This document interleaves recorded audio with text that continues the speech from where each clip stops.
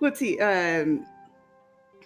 Atropa is um, she's an elf. She is looks fairly summery. Bright red hair, golden skin, amber eyes, freckles, short, um, short and slender, and she likely one of her sisters in town is going to be found with her uh, carousing, and when she's not, she'd be at work as a whore. I think I know how Bruegel knows Atropa. Yeah, I'll get into that. Yeah. I was just about to say. Not in a gross way. I think. So is that? Are you good with that? Yeah. Okay, Brugal is a pit fighter. He left home a while ago, just due to reasons, and ended up in whatever city we're in, and just does some pit fighting. Works for some crime bosses, that kind of shit. He's kind of a rough and rowdy type, so he ends up in a lot of places of ill repute. And I don't know if Atropa would be floating around in similar circles with Brugal. Maybe not like in a like maybe just every now and then paths have crossed, if that makes sense. That that's seems likely. Yeah. He owes some money to some people, and he has a mohawk it's like a bright red, fiery red mohawk with a long beard that's like roughly braided with some like various beads in it. And his wide kind of burly arms are all decorated with tattoos of various gods, but in like sacrilegious imagery. So like he has like the Raven Queen, but she's like a pinup model, and he has like all kinds of just like shit that like if like a priest saw it, he'd be like, "Whoa, you're gonna get our asses kicked." he's an edgy boy, and he is an edgy boy, and that's his whole thing. See, believe it or not, I think Bruegel actually fits Baldur's Gate very perfectly, as you're about to find out. I think it makes a lot of sense for him to be in this very specific campaign.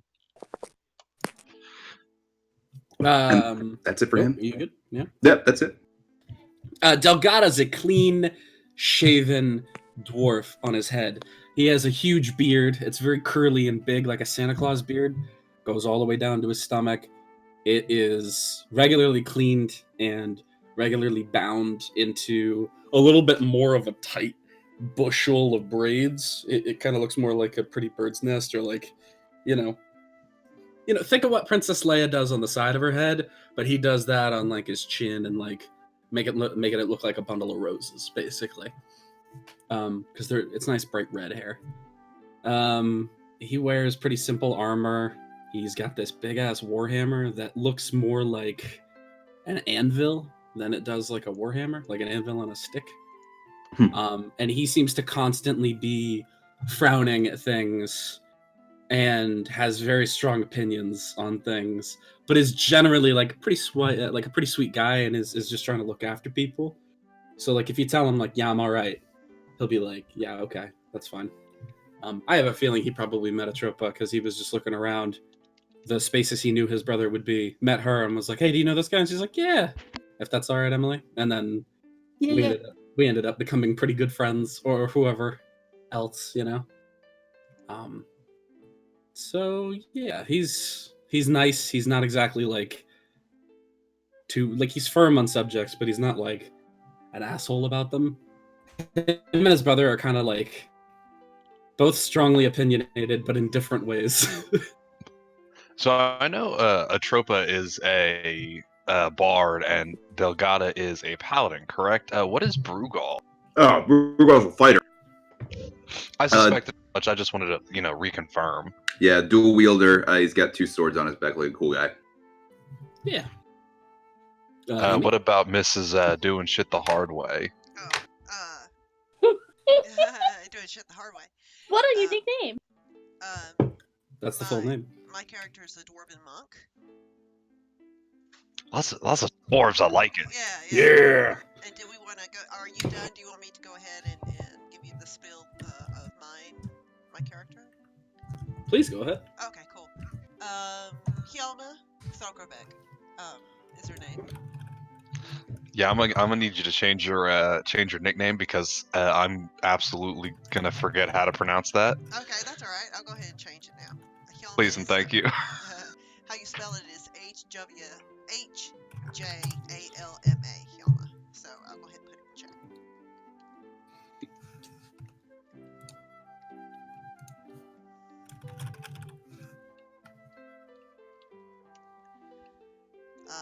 Well met. My name is Hjalma Thorgravek. And I'm a glass blower by trade and a guild artisan by profession. I'm a few inches taller than an average dwarf, and a little thinner than average.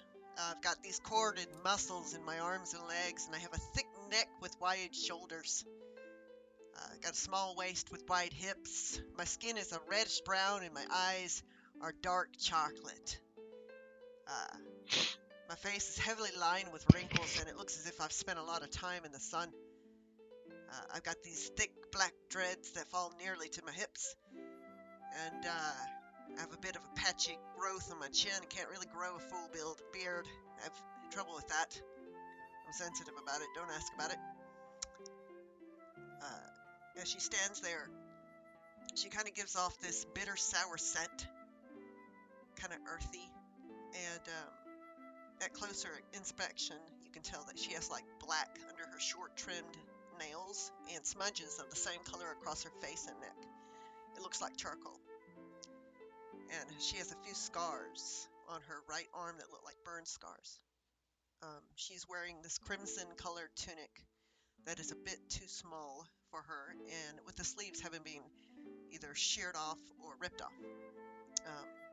Same goes for linen pants that have been cut short as well. She wears this yellow sash across her body that holds her glass-blowing tools. And at her hip, she has a thick roll of parchment that is tied to her belt, and a rucksack that is bulging with items that looks to have been hastily packed and put together. She owns and operates this very small business within the town that we're beginning in.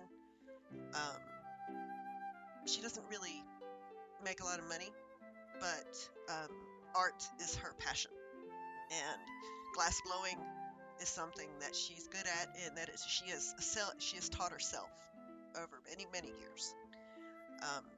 Her clan, the Thorgravek clan, are well known for smithing and smelting and that type of thing. So she's kind of like the odd duck of the family. She didn't really take to the forging and the smelting as well as some of her other brothers and sisters have. Her family, all of them are alive and well. And that's about it, I think. She has like this steady kind of quiet nature. And when she looks at you, when she speaks to you, she looks directly at you, and it doesn't seem to move or fidget like some other people do. And I'm trying to think what else to say. I think that's about it. That's Hjalma Thorgravek. I think you've done a very good job describing your character. Oh, thank you. I'm sure I've left out something, but I can't really think like how she would know the rest of the party well enough. If she's a glass blower, would she have, like, would she be able to make a dip pen? Oh yeah, I think she definitely would. I think that pens is something that she aspires to get better at. Usually when she does glass blowing, it's mostly in small figurines that are very tiny and delicate. And pens are something that she looks into to putting together, and something that she for the first time probably in her life, have an interest in making the actual, making the, what is it called, the pin bit at the end, the metal piece, trying to smelt that or create that to be part of the pen. Nice. Atropa she's got a calligraphy hobby, so she probably would have gotten something. I have no doubt in my mind that when Delgado showed up looking for Bruegel, he made his way into your shop and was just like, holy like he was just like endlessly excited by all the things he saw on the shelf and would not leave you alone about asking questions about it. Right. Well, Yelma is very, very keen to give him any information she can about her craft. It's something that she's passionate about and that really guides her, and it's something she aspires to get better at. And primarily, she has a skill in simple paperweights.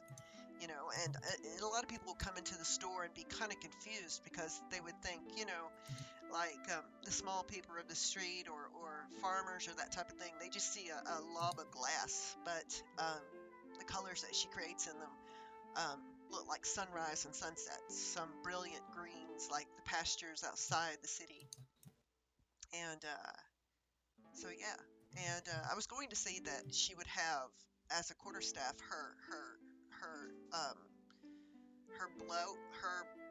blowpipe, I guess is what they're called. I'm not sure what they're called, but I think instead that she's actually going to have a real quarterstaff, but she keeps her glass blowing tools with her at all times, just in case, you know, she has an opportunity. And she carries with her a few items that she's blown that are sentimental to her, and so yeah.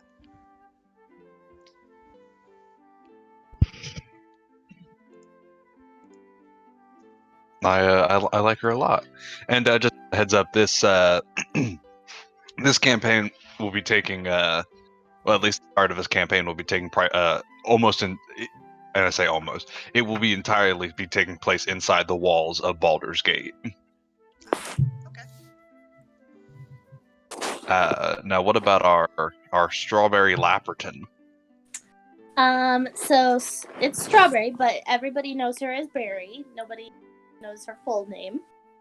She likes to keep that private. She is a much shorter halfling than average. She's about 2'6" or 7. She has purple gradient hair, so it's darker at the root and it gets lighter as it goes down. Actually, the picture that I sent, it's like that but longer. And instead of a feather in her hair, it's a quill that she uses for her writing. She is very sociable. She'll have a conversation with pretty much anybody. She's very upfront about her bravery. She feels very brave. She doesn't like being pushed around or belittled because of her size or her nature.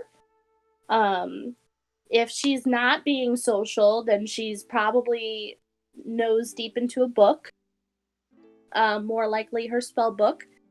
That doubles as her journal. She has a nice big backpack that she carries all of her things in.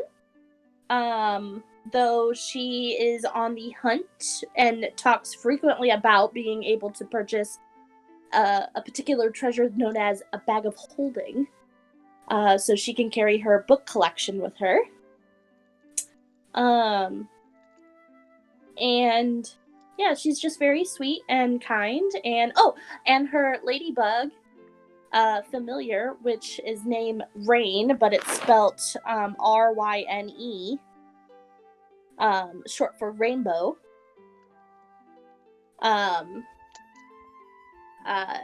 is always with her. They are mostly tied up in her hair somewhere, and when they come out, it just kind of they just kind of come out of her hair. And they go everywhere together. So, question. Mm-hmm.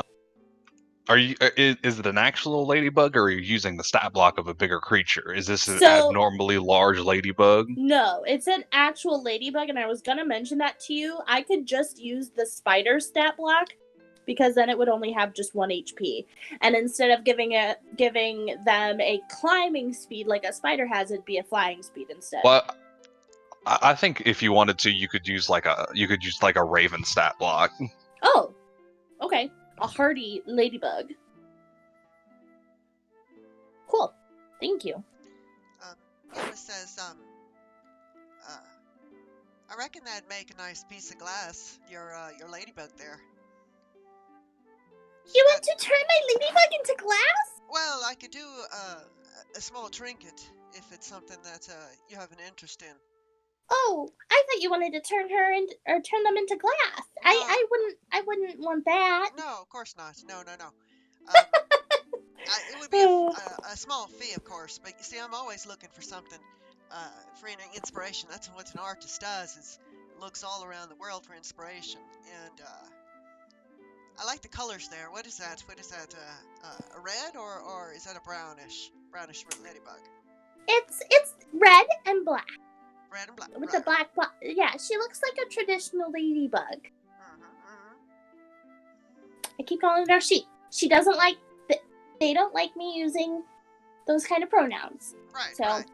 they.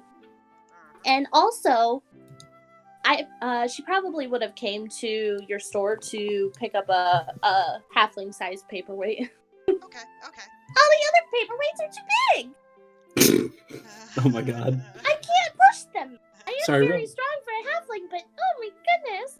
Not to interrupt, because this is amazing. My computer shit on me for a second, and I like lost like a chunk of what Keely was saying. Did we jump right into it? Oh, Oh, No. maybe Oh, a just little a little bit. This was just a little. This was just a character interaction. super nice. Okay, never mind. Sorry, I just happened. I like opened Spotify and my computer didn't work for 5 minutes. No, I don't know what's going on. We're sort of, fleshing out our characters and that type of thing. I'm trying to get the hang on this damned accent. So yeah. Oh, I know exactly what you're saying. Right. I've got a. Oh, I've got a few yeah. paperweights that are rather Oh Oh yeah. no. yeah.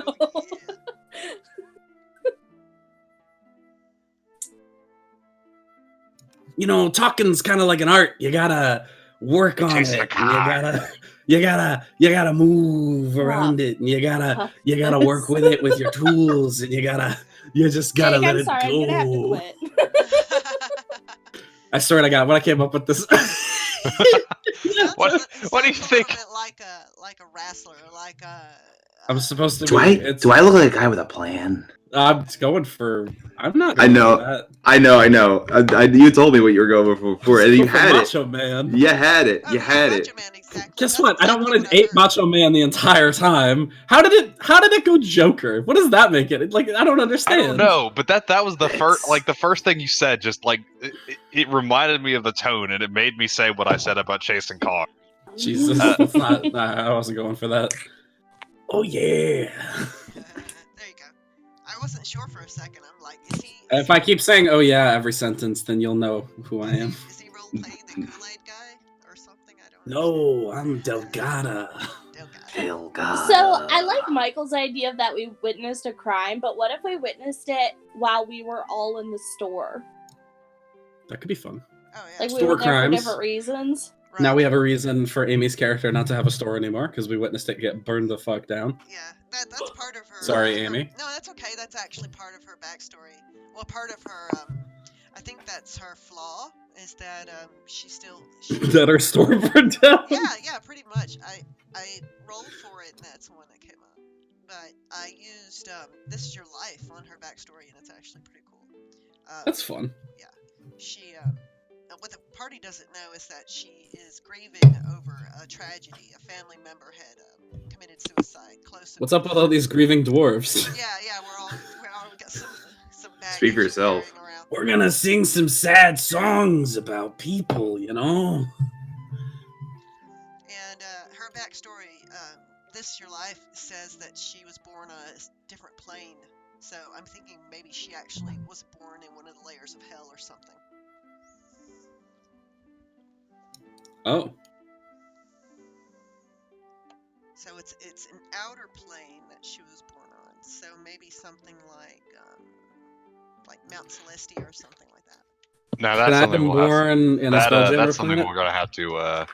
I was born we're on gonna a have to talk about, Spelljammer, flying by the sun, man. because this is the first time this was brought up to me. Hey, Jake, by the way, I also have a ladybug, but it's using dog stats. It's a big ladybug. That's a little You're an terrifying, asshole. actually. Woof, woof. Flap, flap, flap, flap, flap, flap.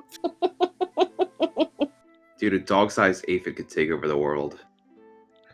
So yeah. I'm not saying that I want to, but I absolutely will be using I absolutely will be playing like a druid or someone with an animal companion that is just a big rhino beetle using dog wolf stats.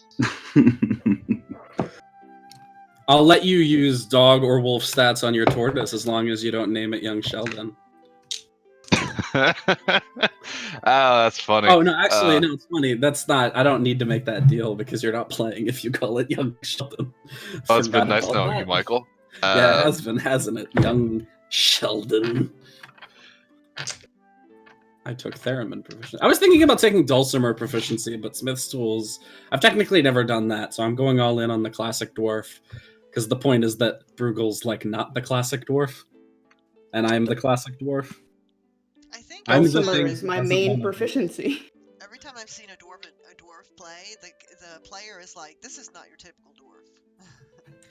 Exactly. This I isn't your am. average dwarf. I'm your typical dwarf, but I talk like Macho Man Randy Savage. There you go. Sounds pretty typical, yeah. I'm punk rock boy. So, I'm trying to think how else to flesh out Yama. So you're just finishing your 50th paperweight of the day when all of a sudden somebody runs in with a gun, and we're all in there, and we drop to the ground. We all drop This the Lights the crime- place on fire. and I say, "Hey, you there! What is that you have in your hand? That's a strange looking contraption." Okay, So I'm now I'll not, tell I'm you not exactly the DM. I think it's an interesting start to have you guys kind of be there all at the same time, kind of incidentally. I think Delgado was there when Bruegel ended up finding him, and then Atropa was there getting her pen, and of course Strawberry is there getting her small paperweight. Ugh. Does it It's look so like a piece of small. candy? Does it look like a piece of candy? It is like a butterscotch or something. It's just like a tiny. Jesus thing. Christ. And You guys are just kind of looking around and at all the items, talking to, of course, And I'm calling over, talking to Yama. Yeah, I'm like, please don't touch them. You know how much and how often each day I'm having to polish off fingerprints off of all the merchandise. If you have an idea of what you'd like, just let me know. I can actually make you something. Look, as much fun as... Oh, sorry, go ahead. I was going to say, you guys are just kind of looking around, idling around, and this is about a week ago, when a firebomb comes through the window. Oh shit! Oh no! Brugel's the first one out of the door. Chances are it's just like an alchemist fire that's been lobbed through the window, because that's the Barry's kind of town Baldur's Gate is. Ah, Barry's So the gotta- second one out the door. Covers whoever they can with their shield as we all run out the door. yeah. Well, I run towards the back where the oven is, because I have gear and I have things back there that if they're going to be burned up, I don't want to lose them. So I'm going to actually head back to where the oven is. Right. Well, I think in the interest of just kind of keeping this rather expedient, I don't think anyone was necessarily injured, but I think your shop, unfortunately, was a victim of this. I'll be done. The main faction of peacekeepers in Baldur's Gate is the Flaming Fists, and they told you that if you helped them with something, they would look into who firebombed your shop.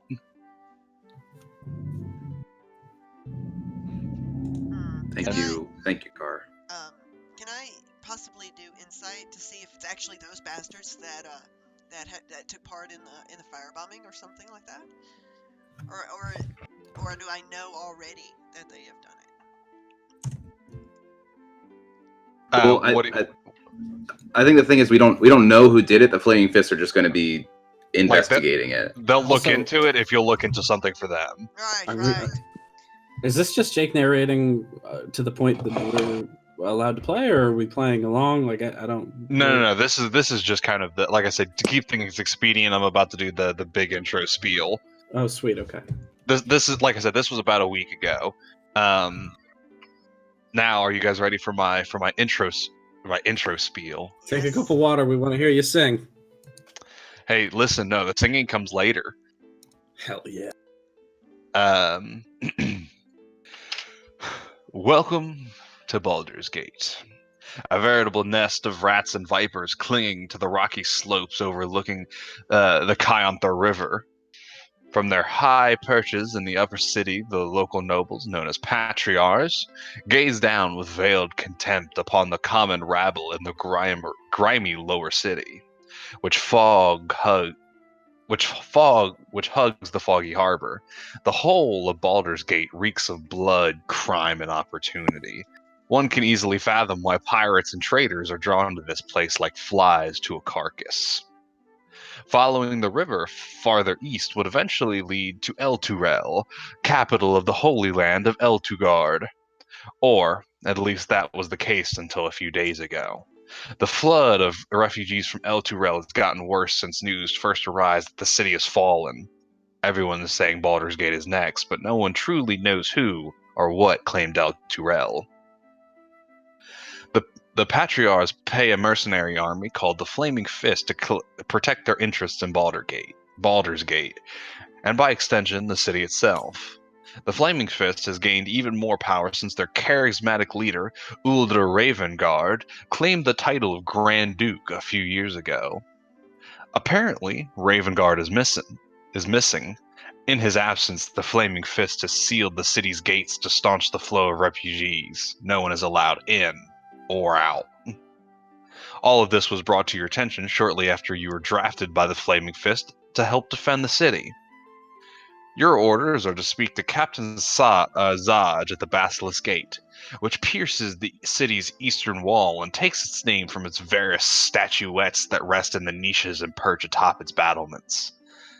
Unseen beyond the sealed Basilisk Gate, a dirt road stretches through the outer city slums to the bridge known as Worm's Crossing, then to the distant realm beyond.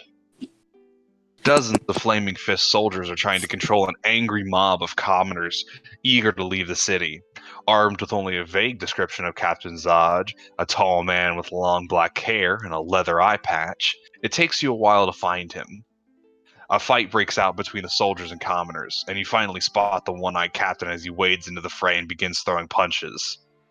Just another day in the City of Blood. And that's where we'll start. Is this group of mercenaries just trying to kind of keep the peace and keep people from leaving? Brugal sees a scrap and he goes, "Oh fuck yeah!" and he cracks his knuckles and jumps in. Brother, no! Still gotta follow him. Unfortunately, getting yanked into the situation as always.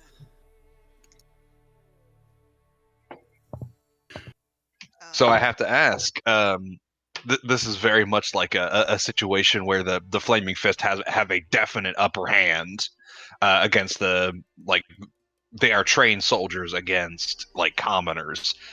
This is more of like a fight. Like a commoner threw a punch, but now the Flaming Fist are laying down suppression against anyone who is trying to get past them. How is Brugal approaching the situation? Oh well, that sucks. It's so funny that Chris, the nicest guy on the party, is playing the worst guy on the party. He's gonna run in and just like the first guy he sees who isn't a Flaming Fist, he's gonna grab him by the collar, just pull him in, and fucking headbutt him. Alrighty. And what are the rest of you guys gonna do? I'm kind of stock still outside my shop, kind of watching it burn, listening to the loud shouts behind me, and Amy, it's been weeks. oh, it has It's been been a a week. week. Oh, okay, a week. All right. Well, sorry, I missed that point. So yeah, she's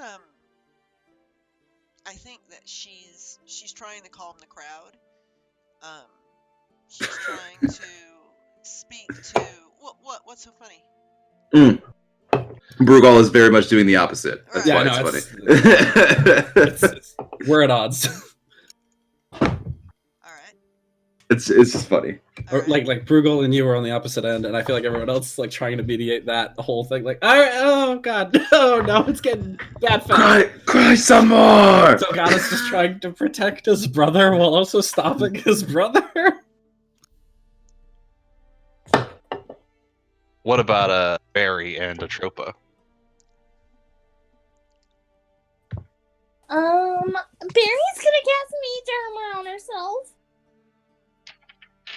And then, she is going to. She's brave. She's gonna join the fight. Alrighty. So what's gonna happen? Actually, what is Atropa doing? I think I would be trying to help Yalma. Alrighty, so what's gonna happen here is I'm gonna have Brugal and Barry roll me just like attacks, just general attacks to see how well they're doing in the brawl, and I'm gonna have Atropa and Hyuna roll me persuasion checks to see how well you guys are calming everyone down. To be fair, I'll be using Booming Blade on my quarterstaff. Wait, you're killing people?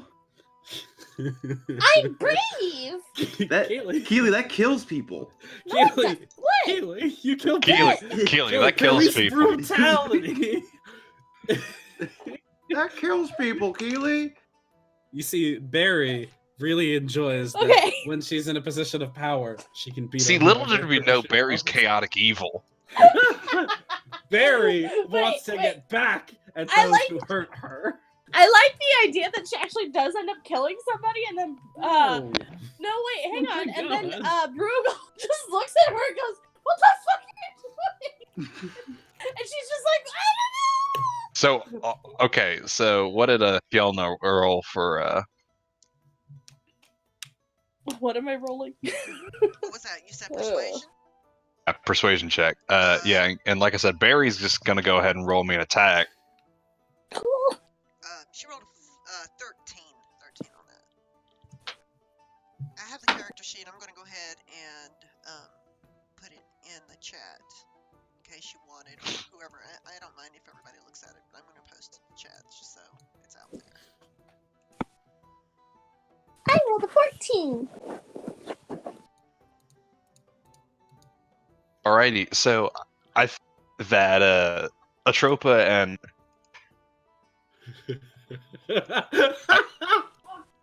I think Atropa and Hyuna are doing a decent job calming everyone down, and then Barry hits someone with a booming blade, and that just like stops the crowd dead silent. Like even the flaming fists are have been kind of stunned into a general silence. They're not dead, but you did like hurt someone really, really badly. What the, Oh no! what the fuck, man? Take it easy. Hey, come here. Oh, hold on. Okay, this is a big misunderstanding. I think there's like a lot of the crowd disperses, just in general fear. If like the crowd disperses out of general fear of also being next, kind of going about like slinking off in different directions, trying to avoid what happened to that poor soul who is now kind of just laying on the ground. Oh I think Your it's emotions run ragged, and now a man lay dead. no! I don't know what I He's not dead. He's fine. Hey, hey. I thought he was dead. No, he's. nah, they're just really they're just hurt kind of. Well, here, come on. Do you want to help me help him? Yeah, All right, come on. isn't that what I He's- was doing? No, I mean that. Is she halfling or is she 8? No, that was pretty fucking hardcore. It's If you actually ask just an me. 8-year-old abjuration was. I see we're running with Stone Cold Killers. I gotta up my game, I guess. All right. Oh no, I'm not a killer. I Here. protect people. Yeah, so Delgada's gonna go over and heal this person a bit, and kind of like show Barry that they're all right, and like have Barry maybe try to apologize as he's helping I'm them so up. sorry. I thought I was doing the right thing, and then I was told I wasn't. Never draw your sword unless you're prepared to use it. It's a quarterstaff. You know, it's a Use it. metaphor. Okay, I'm sorry. I just need to take a stop to say it. Michael, it's great. I love the voice. It's a metaphor. We specifically didn't tell each other what the voices we came up with are, but we looked each other in the eye, and I think we both knew how fun they were gonna be. So anyway, I think this man, as you heal him, he gets up and he runs as pretty much as fast as his feet will carry Whoa, brother! in the opposite direction. Oh, Like no. as you're apologizing, he looks down at the halfling and he just kind of just gets out of there. Hey, all right. Oh, Don't riot. no. Wait, Barry was it? Yeah. Don't fucking apologize. That was cool as shit. That was Uh-oh. hardcore. You fucking kicked that dude's ass. I look back and forth between the brothers. I'm like, I don't know which one to listen to. I Oh, think I'm he very has a point, but you should probably be a bit more knowledgeable about what you want to do before you start attacking people next time. That's Yeah. fair. I think you made the right call because it was her who dispersed everyone. Was it not? Was it not? I look to Atropa and to Hjalma. Was it not? Hey, you're not in this fight. Get in this fight. Am I wrong? No, you're not wrong. But Kind of wish you were. it was a cheap shot. I What? It was. I hit him directly in the kidney. He wasn't even. He was fighting us. I gesture a fist bump to Barry. I don't. You want to fight too? No, Why no, does everybody want to no. fight You just me? no, man. You just punch my fist, man. That's it. Oh, She brother. punches his fist. I think you're exacerbating the situation. We should calm things down. She like My new winds aesthetic is up- Macho Man saying long words. She legit punches Brugel's fist. I don't know if it hurts. Probably hurts the both of you. It's a Yeah. Not like HP damage for either of you, but it definitely hurts. It It's hurts in the psychological. kidneys. Directly in the kidneys. All right, so who's the fuckhead we're meeting?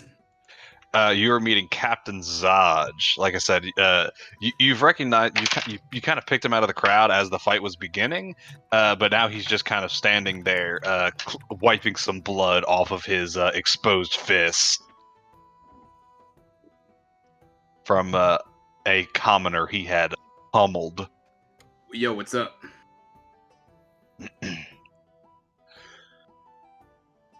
Oh, are you? I take it you're the adventurers we had drafted. Yeah, that we are. You could say that.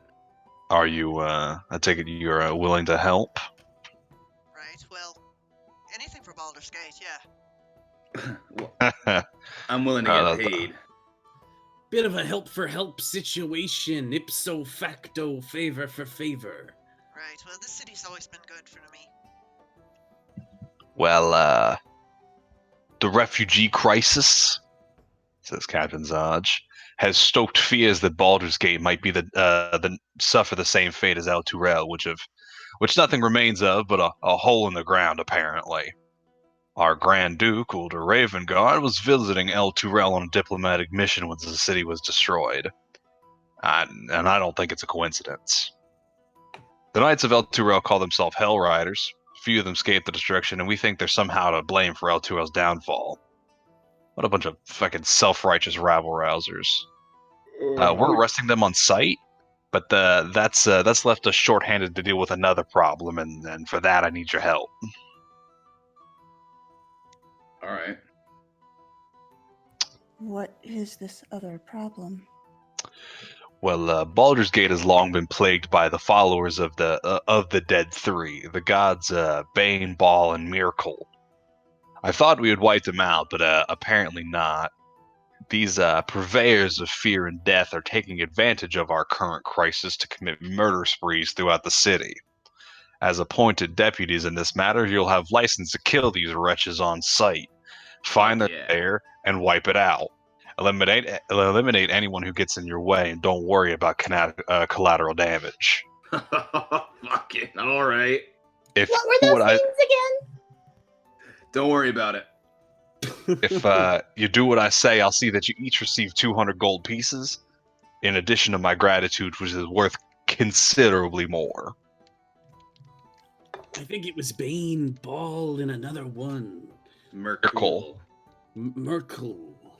I think I got him tattooed somewhere on here. Not good like our man. Oh god, what's our god's name? Morden. Moradin. Yeah, I got him too. Is he also? Oh yeah, it's fucked up. I don't know how, but It's just I love it. I don't know why, but my first immediate thought was like the hammer is a stripper pole. Oh, that's really good.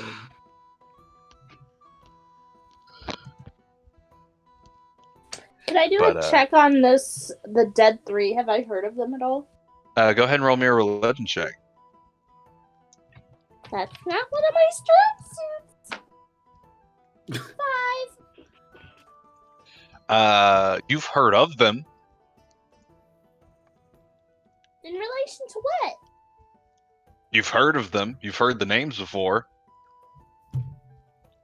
But I can't recall where. Should I make a religion check? Or I mean, you can. Well, you know, I'm good at it, so might as well. Oh, it turns out I'm not so good at it. 2. Yikes. No, sorry, 7. It was +2, so 7. I asked the captain, what is this Bane, Baal, and Myrkul you speak of? They're dark gods. Oh, so they're evil then? Oh yes, absolutely. You want us to fight gods? No, I want you to fight their cultists. They've been out here committing various crimes throughout the city. The most prominent of which is a rather prominent murder spree. Right. It very well may be those that firebombed my business there. We think that may be possible, which is one of the reasons why, of course, we've. Did I get anything for that 7, by the way? I think that you got not a whole lot more than Keeley. Cool. Just making sure because we kind of you've heard of them, but you've kind of this is very much like a Baldur's Gate is the hub of their was the hub of their worship before they were put down by the Flaming Fist a while ago.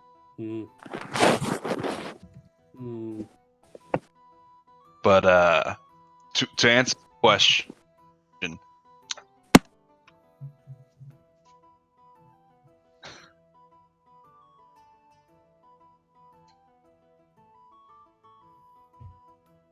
Look, I mean, this guy had me at fucking no worries for collateral damage.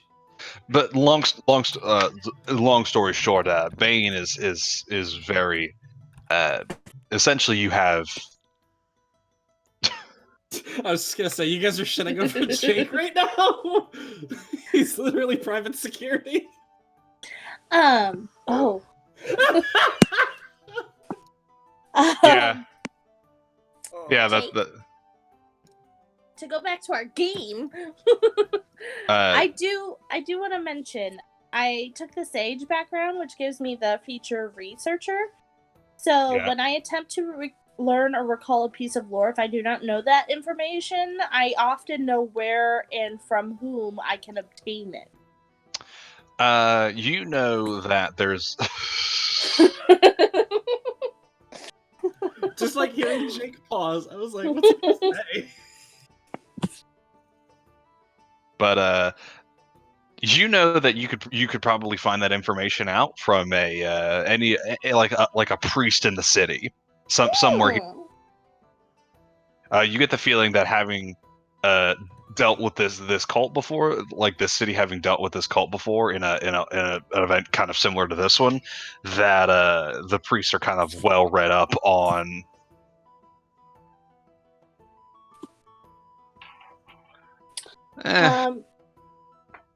Okay. And what's the local religion? There really isn't one.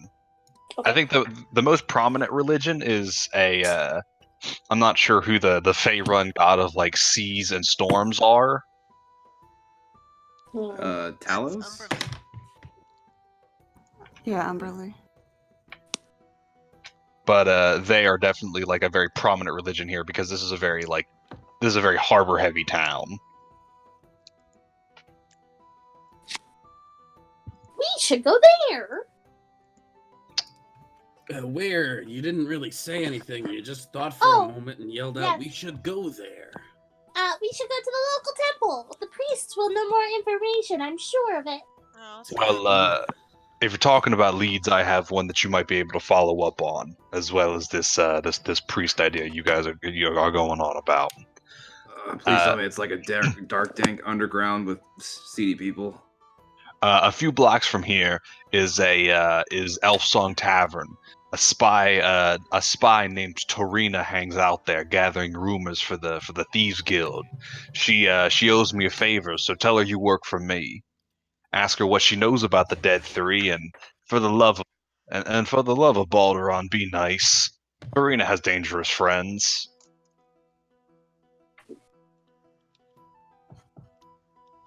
Tyrina. Is Skullport in Waterdeep or Baldur's Gate? It's Waterdeep, because Waterdeep is the one that has the Undermountain under it. Oh, okay, cool. I was getting confused. All I know about Baldur's Gate is that there's a video game, and I've never gotten far enough to go to Baldur's Gate in those games. Right, let's go to the tavern. I could do with a drink. Yeah, you said it. Well, shouldn't we be following up these? The tavern with the spy. Never mind. Yeah. Mhm. No, okay, cool. I too wish to participate in libations. And what was She your... is an 8-year-old. What was your name again? I lost it. My name is Zaj, Captain Zaj.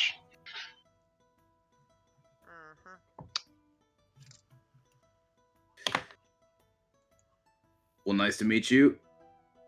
Not really. Take it easy.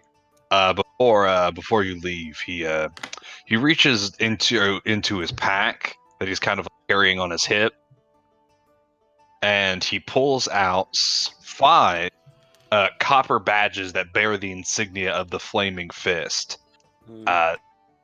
These will mark you as deputies of the Flaming Fist. They are given to you under my authority, and with them you have the backing of my authority. So, Right. just in case anyone decides anyone's going to give you trouble, Right, well, especially other Flaming Fist. we're likely to run into trouble with carrying those around, but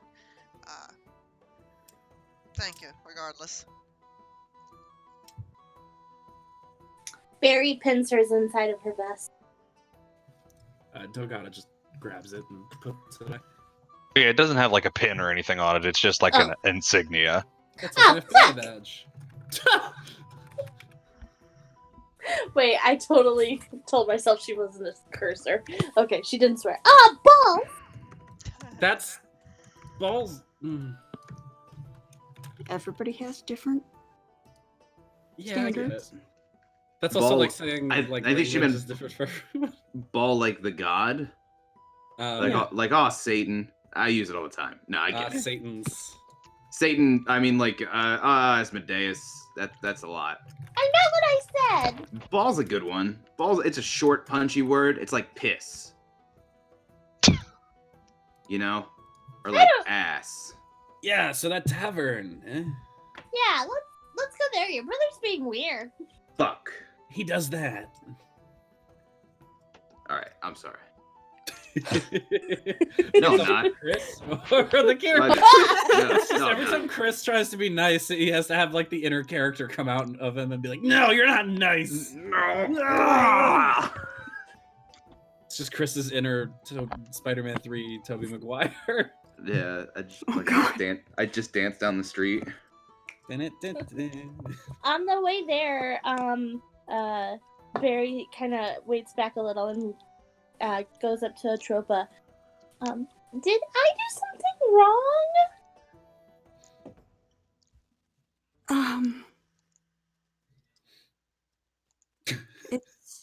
That's all a matter of perspective. I They're fine. was just helping. I know. Like I said, it just depends on how you're looking at things. The commoners here, they got it rough. I know I was matching the level. Is I'm that too saying- much?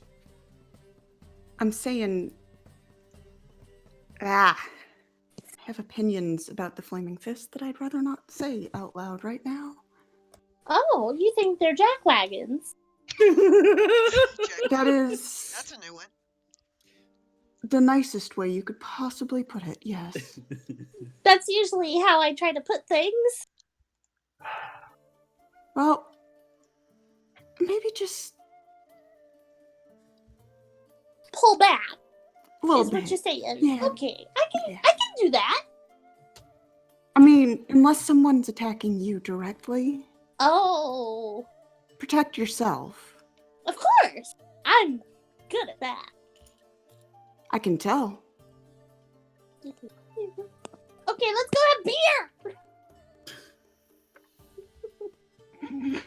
I don't see any tangible proof that Keely's not just an 8-year-old pretending to be a halfling. I've never met her in person. So. Oh, okay. No, in real life, I know for a fact she's not. Oh, okay. Because that would be weird.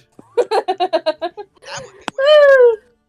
I have several questions if that would be the case. I would too, Jake. I would too. The first one is, how do I get out of here? Where Hello, can I hide? 911? Yes, that man right there. FBI, open up! Oh no! It's that gif of all the people in Rainbow Six Siege bust into that one room. Anyway, Brother, I think you're starting to rub off on the locals a little bit. Yeah. I mean, Have you thought about speaking to someone about that anger you got? I'm not angry. Are you serious? That was refreshing. That was, there's nothing like, waking up in the morning and busting a few fucking faces open and just kind of feeling good about yourself, I you know? suppose, I'm but just saying, maybe once we're done with this, job, we can make way back home, for that thing we were talking about. Yeah, whatever, man. I'm not gonna keep telling you. I'm not interested. I know. I just think maybe you should think about it more, If I say I'll think about it, will you stop talking to me about it? Yeah, I guess, but Okay. Oh, no, that's not the truth. I will definitely think about it, my brother. Yes, sirree, Bob. I'm thinking about it right now, actually. Yep. Siblings. It's all right. I know you don't like to talk about it. I won't push. The best. That's weird, because it seems like you're pushing right now.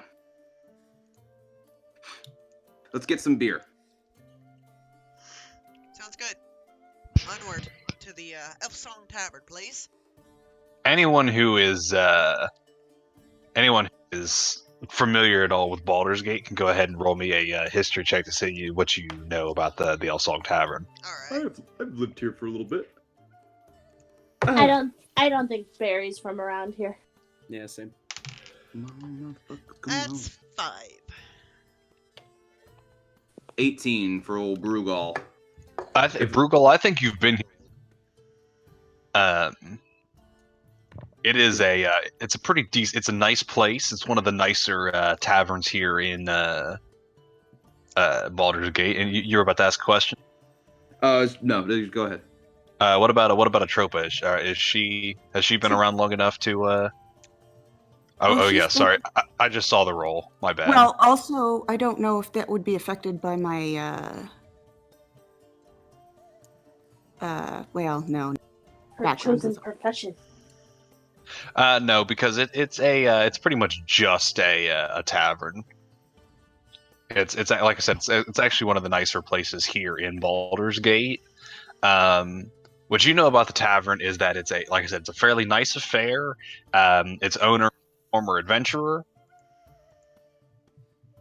and you know that the main draw of the Elsong Tavern is the fact that it is gently haunted by the spirit of an elf, by an elf male who will appear and sing a song at random intervals, like every few days or so. Does Brugal what languages does Brugal speak? Brugal speaks the following languages: Common, Dwarvish. Yeah, so I think he doesn't Brugal, speak either very well. Brugal has definitely seen the elf male. He was there when it appeared and sang that it's his song, but you don't know what it was about. It was they were singing in Elvish. Was it a good song? I can't imagine Brugal would have spent too much time here. This place seems a little too high class for old Brugal. I think he probably came here and grabbed a dude who owed somebody money and roughed him up or something like that. Well, it's not like a super high class establishment. Okay. It's just one of the nicer common level Gotcha. one of the nicer common taverns. Very popular with adventurers. From what you gathered, Brugal, the song is something about a lover lost at sea. Lover lost at sea. All right. But like I said, you don't speak Elvish, so they could have been lying to you for all you know. It could be a fucking song about playing a harp or something. I don't know. Yeah. But you've been there, and so you know the way from the Basilisk Gate in order to get you there. Atropa, I think you know as much as Brugal does, minus what I don't think you've actually seen this song in person. I think you simply know that the song exists, and you don't know what they sing about, but you know that they sing the same. It's always the same song. All right. You guys kind of pull up in front of this tavern, and it's a 2-story affair.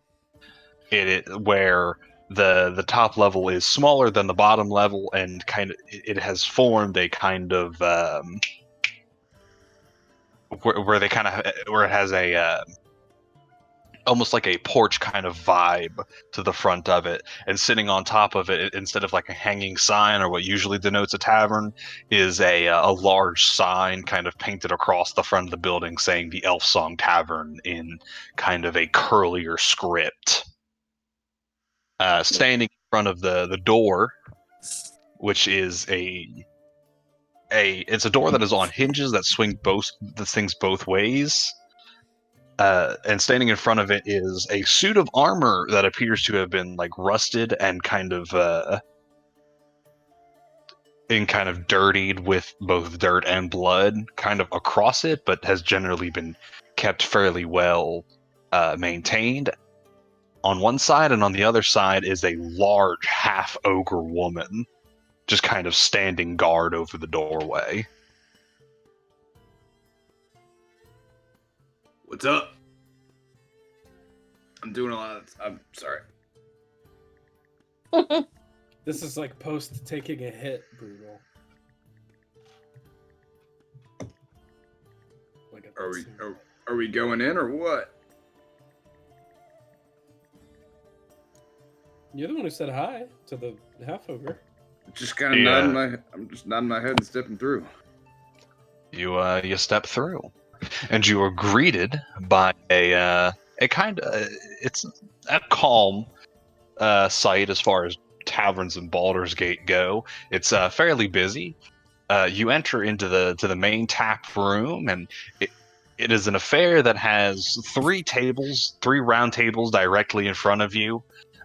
There's a fourth table kind of off towards the corner where a large fireplace kind of roars to life with three high back chairs kind of sitting in front of it.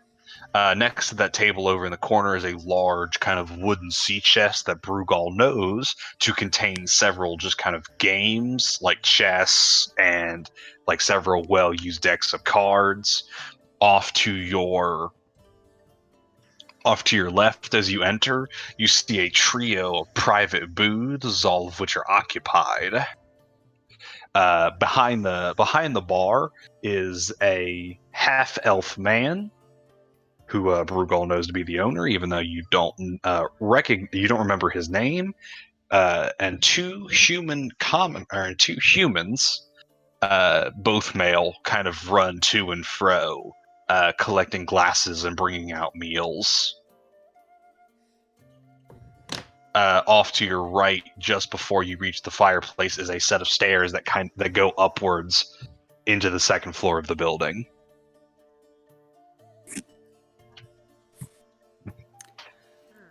I'm gonna approach the bar. Probably would approach the half-elven man and just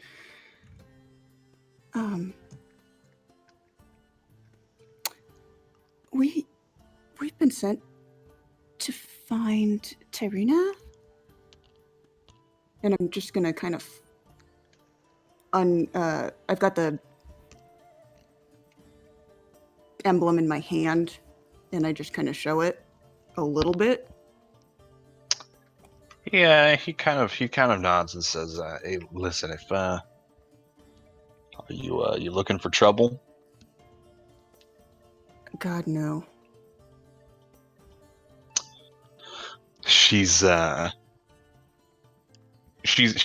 Chances are you find her upstairs. It's been pretty busy lately,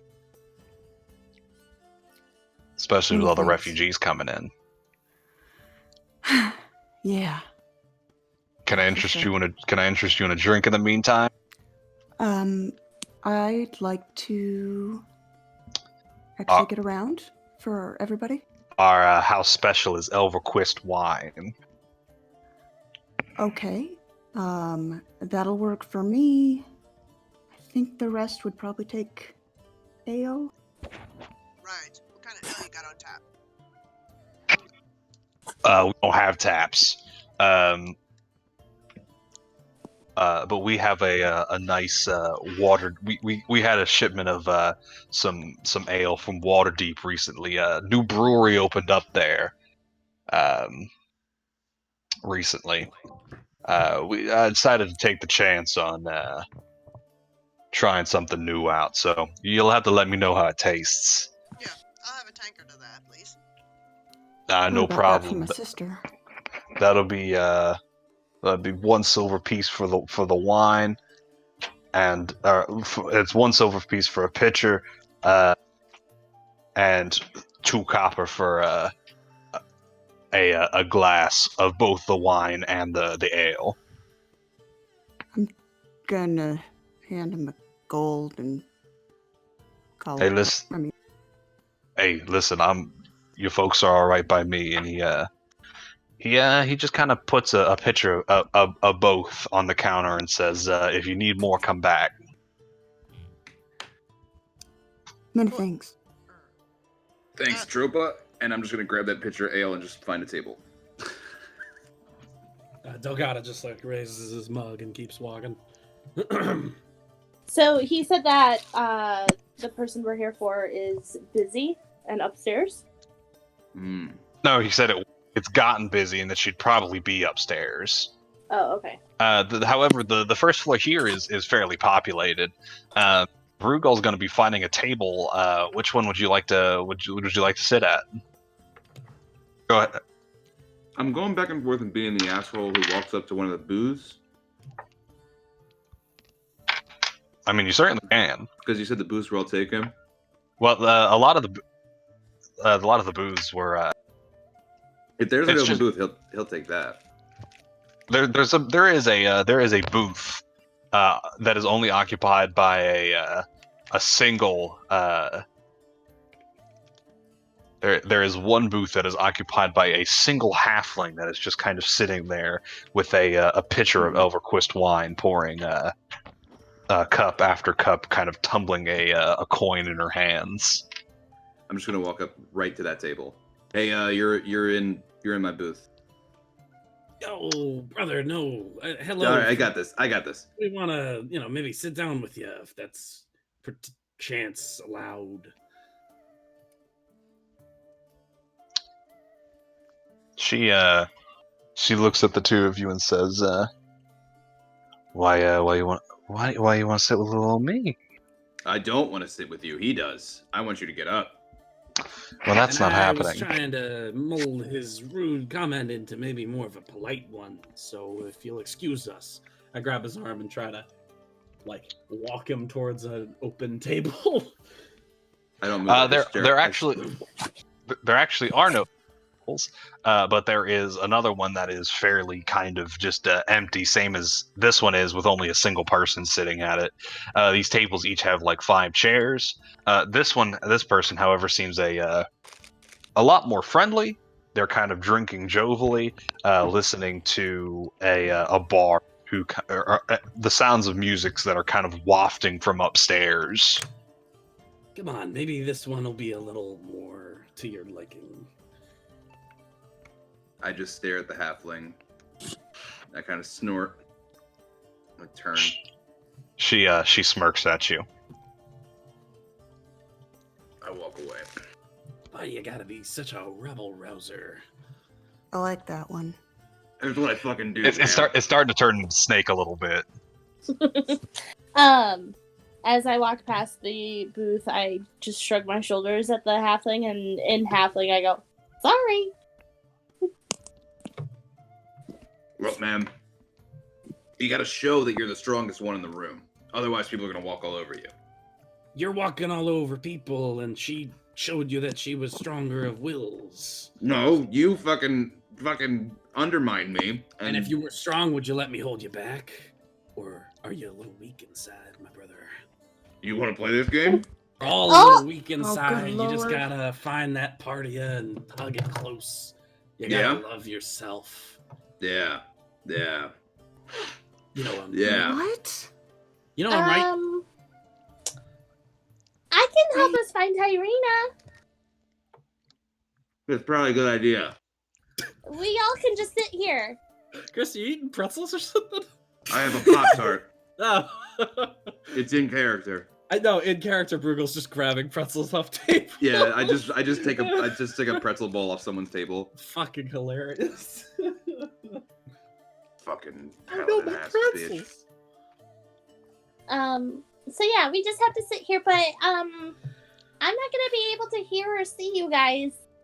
So if something happens, just tug on me, okay? What are you doing? 2 tugs or 1? It's real special. You want to Alright. see it? Yeah, sure. Okay. I sit on the table. Because I'm 2.5 feet tall and nobody's going to tell me not to. Yelma pulls out a large piece of parchment in her charcoals and begins to kind of sketch what she's doing. I would like you all to meet Rain. and her eyes go black, and she sits cross-legged on the table, and a little itty-bitty ladybug comes out of her hair, Oh, and Oh, it buzzes hey, around. You got each a of bug them. on you. Hey, I get a pull off my shoe. I fucking grab his arm. I like how most of this campaign is Chris does something, Michael stops him.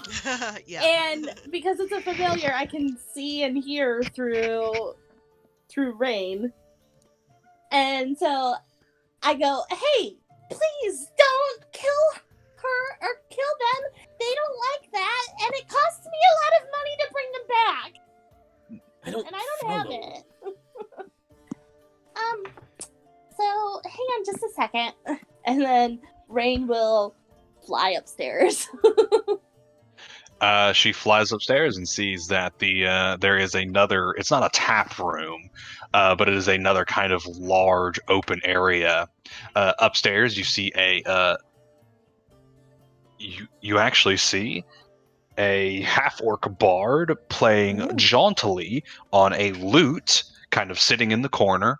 In front of him is a hat in which he is collecting copper piece tips. There are two kind of long tables. The ones downstairs were the round circular kind of rectangular. At one, there are a bunch of people eating. And at the other, there are a lot of people playing are playing a game involving dice.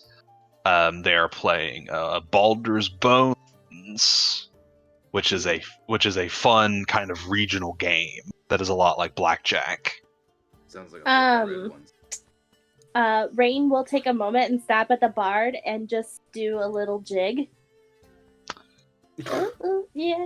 Okay, Oh and then my god. Oh, that's interesting. and then they keep going and looking for someone who might be in charge. There is. It doesn't really appear like there's anyone in charge. Okay. Is there like a back room? There are actually 1, 2, 3, 4, 5, 6, 7.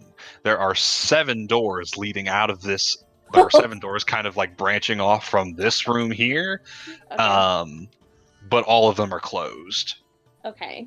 So besides any that might be, do any of them look like they might lead to? I guess you can't really tell from a door. Oh, do the doors have numbers on them?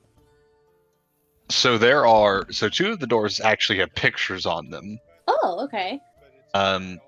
One of them has a picture of one of them has a picture of like a Displacer Beast's head. Ooh, okay. And the other one has a picture of an Umber Elk's head, just kind of like painted nicely on the door. Is this the restrooms?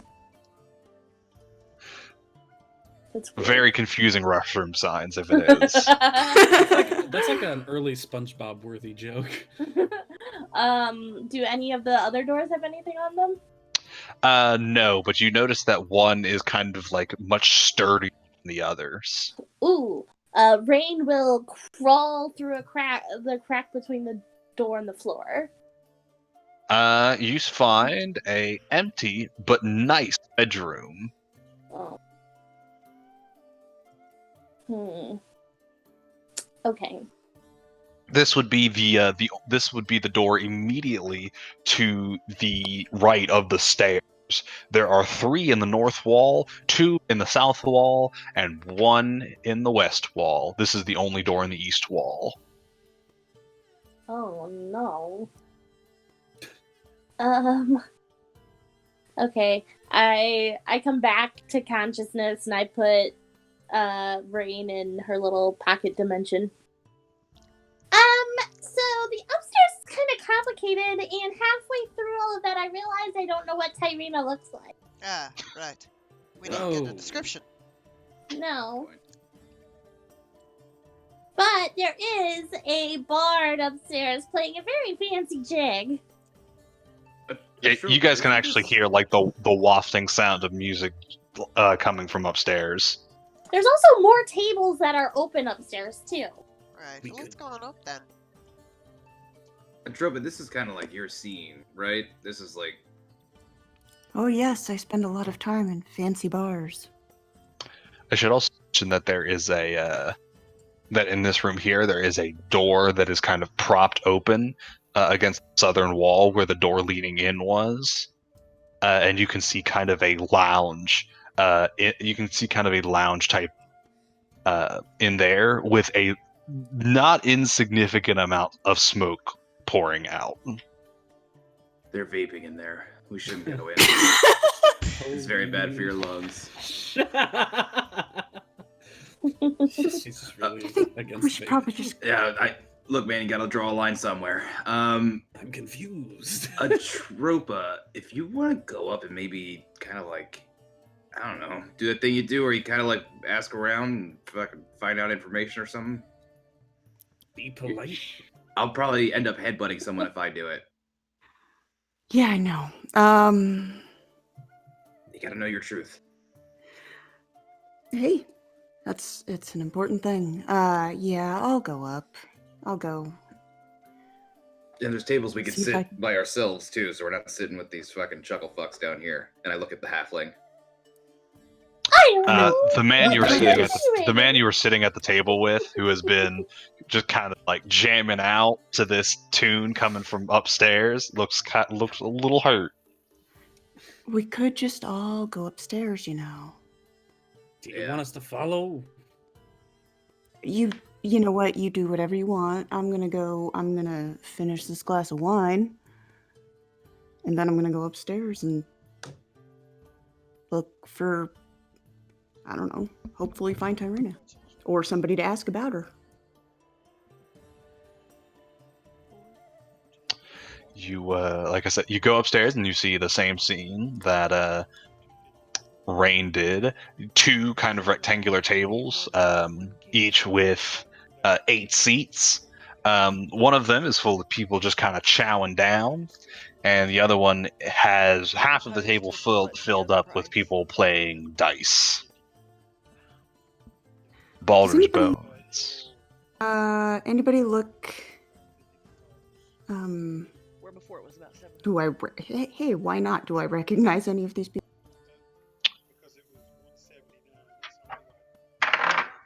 Any customers? No, Okay. you get the feeling that these aren't the kind of people who visit your establishment. And is there a second bar up here or just the No, it's just the one downstairs. But there, like as you say that, one of the bus boys and servers from downstairs comes upstairs and brings a plate of food to someone eagerly waiting at the second or at the first table. Excellent. I'm gonna grab his arm as he heads back. Please, ma'am, please do not touch me. I would hate to have to get Scoop Clank involved. Apologies. I'm sorry. I'm just looking for Tyrina. And any chance you can give me some direction? Tyrina. She is. He kind of like looks at the. He looks at the table where people are playing dice, and he points to a human woman who is very tan. She is very tan and is obviously winning the grand majority of these Baldur's Bones games. Brilliant. Many thanks. I'm gonna slip him a gold too. Oh, what? Thank you, thank you. And he rushes downstairs. Are we joining Atropa? Sure, yeah.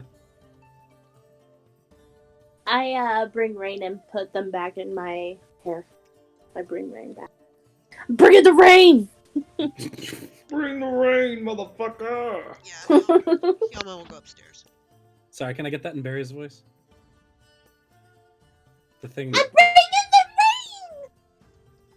Barry I doesn't didn't- curse. I wanted Barry to curse. I'm bringing the fucking rain! Brilliant.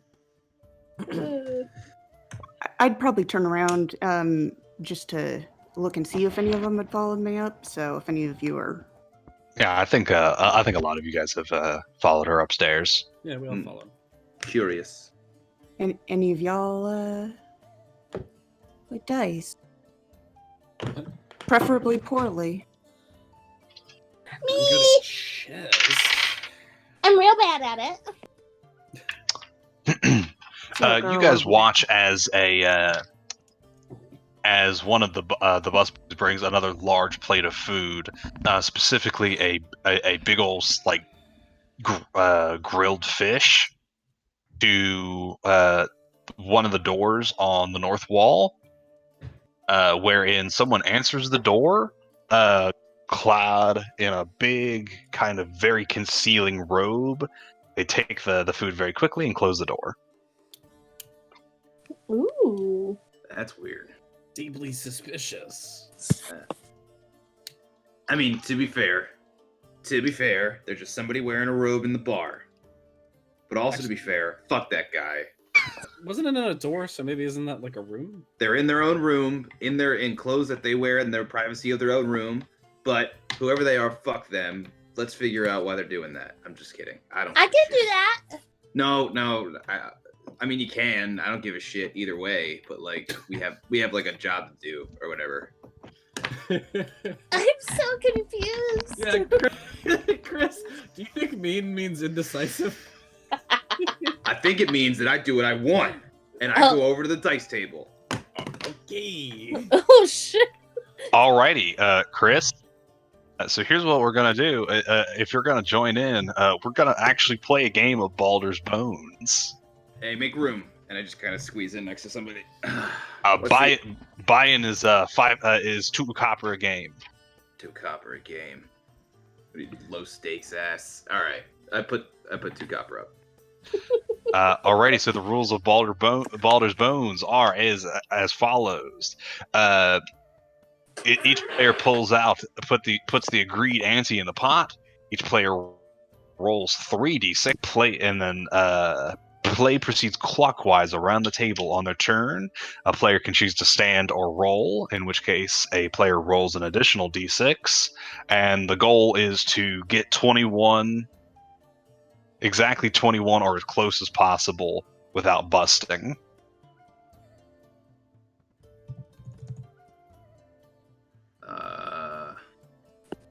Sorry, hold on. Okay. I'm sorry, can you say that one more time? Basically, it's just playing blackjack with 3d6, and anytime you want an additional card, you just roll another dice. Oh, okay. Okay. So you start out with 3d6, and you're trying to get as close to 21 as possible. Oof. Okay, this is all right. I got 2, 2, and 1, so I'm gonna hit. All right, roll an additional. That's 9. I'm gonna hit. All right. 12. I'm trying to get 21. Yep, 21 without going over. All right, I got 12. I'm gonna hit. That's 18. I'm gonna stay. Alrighty. You see several people come around, go around the table. You've got about 4 or so people playing in this game, including Triana. Triana. Or Tarina. My bad. God, I don't know why I messed that up. You've got 4 people, including Tarina. 2 of the people bust out trying to match your score. Tarina, however, lands on 20 and takes the 2 copper pot. Okay. Let's see how this is. All right, another hand. Let's make it interesting. I put 10 copper up. Oh, you want to make it interesting, do you? She throws down 5 silver. I'll match that. The other 3 kind of back out. This is getting a little too high stakes for their blood. They're just looking to enjoy themselves, not to bust the bank. Let's fucking go.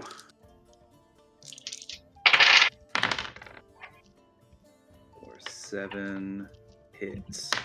Oh, Delgada's joining in. 11. No, Delgada stands behind Bruegel. Oh, okay. She said I'm standing behind Bruegel. I was like, he doesn't. Okay, I'm at 17 right now.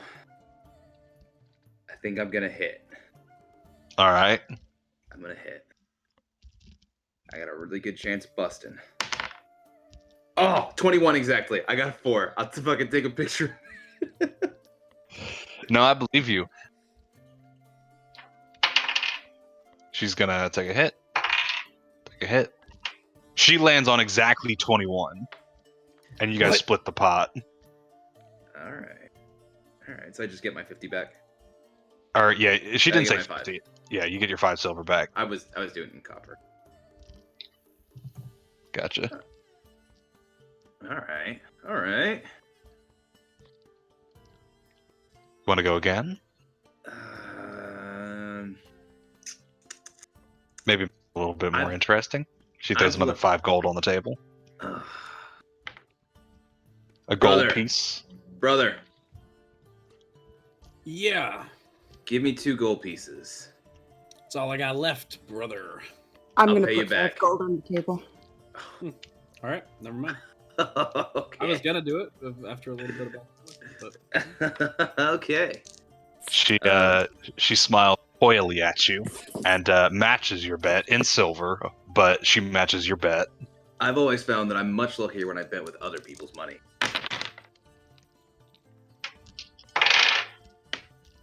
I'm at 16 right now. I rolled really well. Fuck it. Hit. 18. Oh.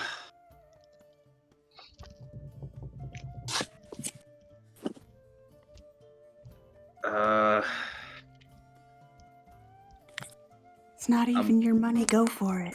I'm gonna hit 20. I'll stay at 20.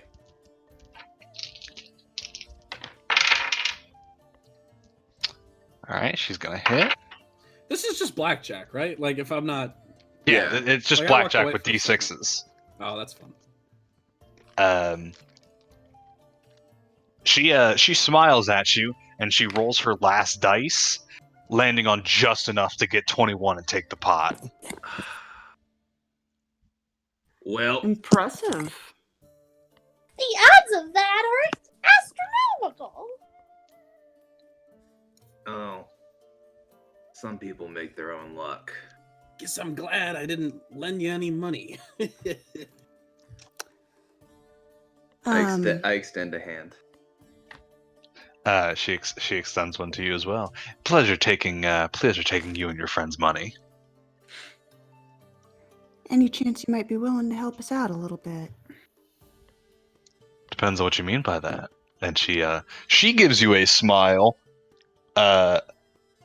that implies she understands what your trade is. Oh. Actually, Zodge sent us over. Yeah. Sorry. It's fine. What do you need? Something cultists. Yeah. I figured that'd be the case. Listen, I'm more than willing to help you, but I need you scratch my back, I'll scratch yours, kind of deal. I feel like we're scratching a lot of backs today. Sounds like you're going to have to scratch one more. That's how some of us get by. What you need? I am someone who has a somewhat nefarious past that I have left to pursue my my dream of living in a tavern and just eating food and drinking drinks for the rest of my life. It is a dream I've done very well in recently. That being said, I've gotten some rumors that my past is coming back. They tend to do that. Yeah, unfortunately. I used to be a crew member on a pirate ship called the Uncivil Serpent, Staying separate from them. and I've heard they're in town. If you I've heard they're heading this way. If you deal with them, I'll tell you everything I know. Now, I want you to be really careful about the phrase "deal with them." I don't care if you kill them. Okay. Good enough for me. I mean, all right. I just want to pursue my dream of continuing to live in this tavern and eat and drink for the rest of my life. Very noble pursuit.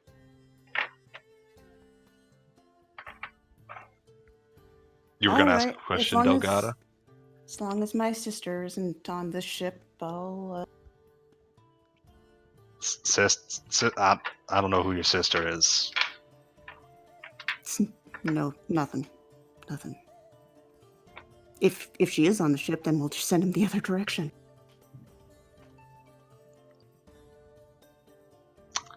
Anywho, like I said, I heard they're heading this way, so you might want to. You can just grab a chair if you want. I can continue to take your money, or No. We'll take care of it. Well, I mean, at least it sounds like I've got Bruegel on board here. Fuck yeah. Fuck yes. Fuck yeah. like he'd be on board for just about anything. But that's between me and you.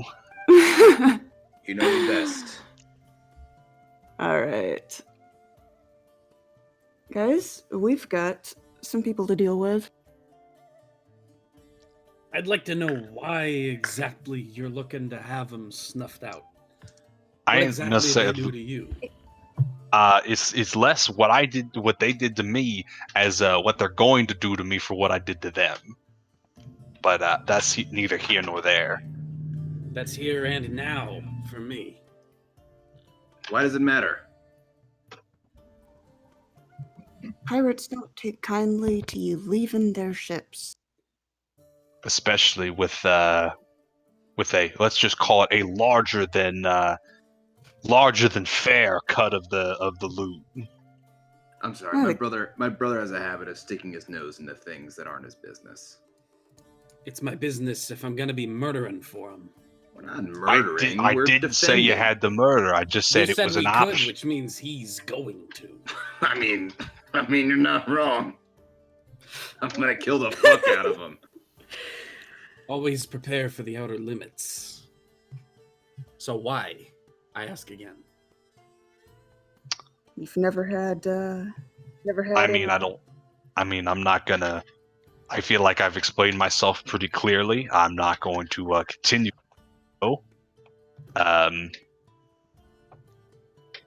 And if you want this information, I mean, you'll do it, won't you?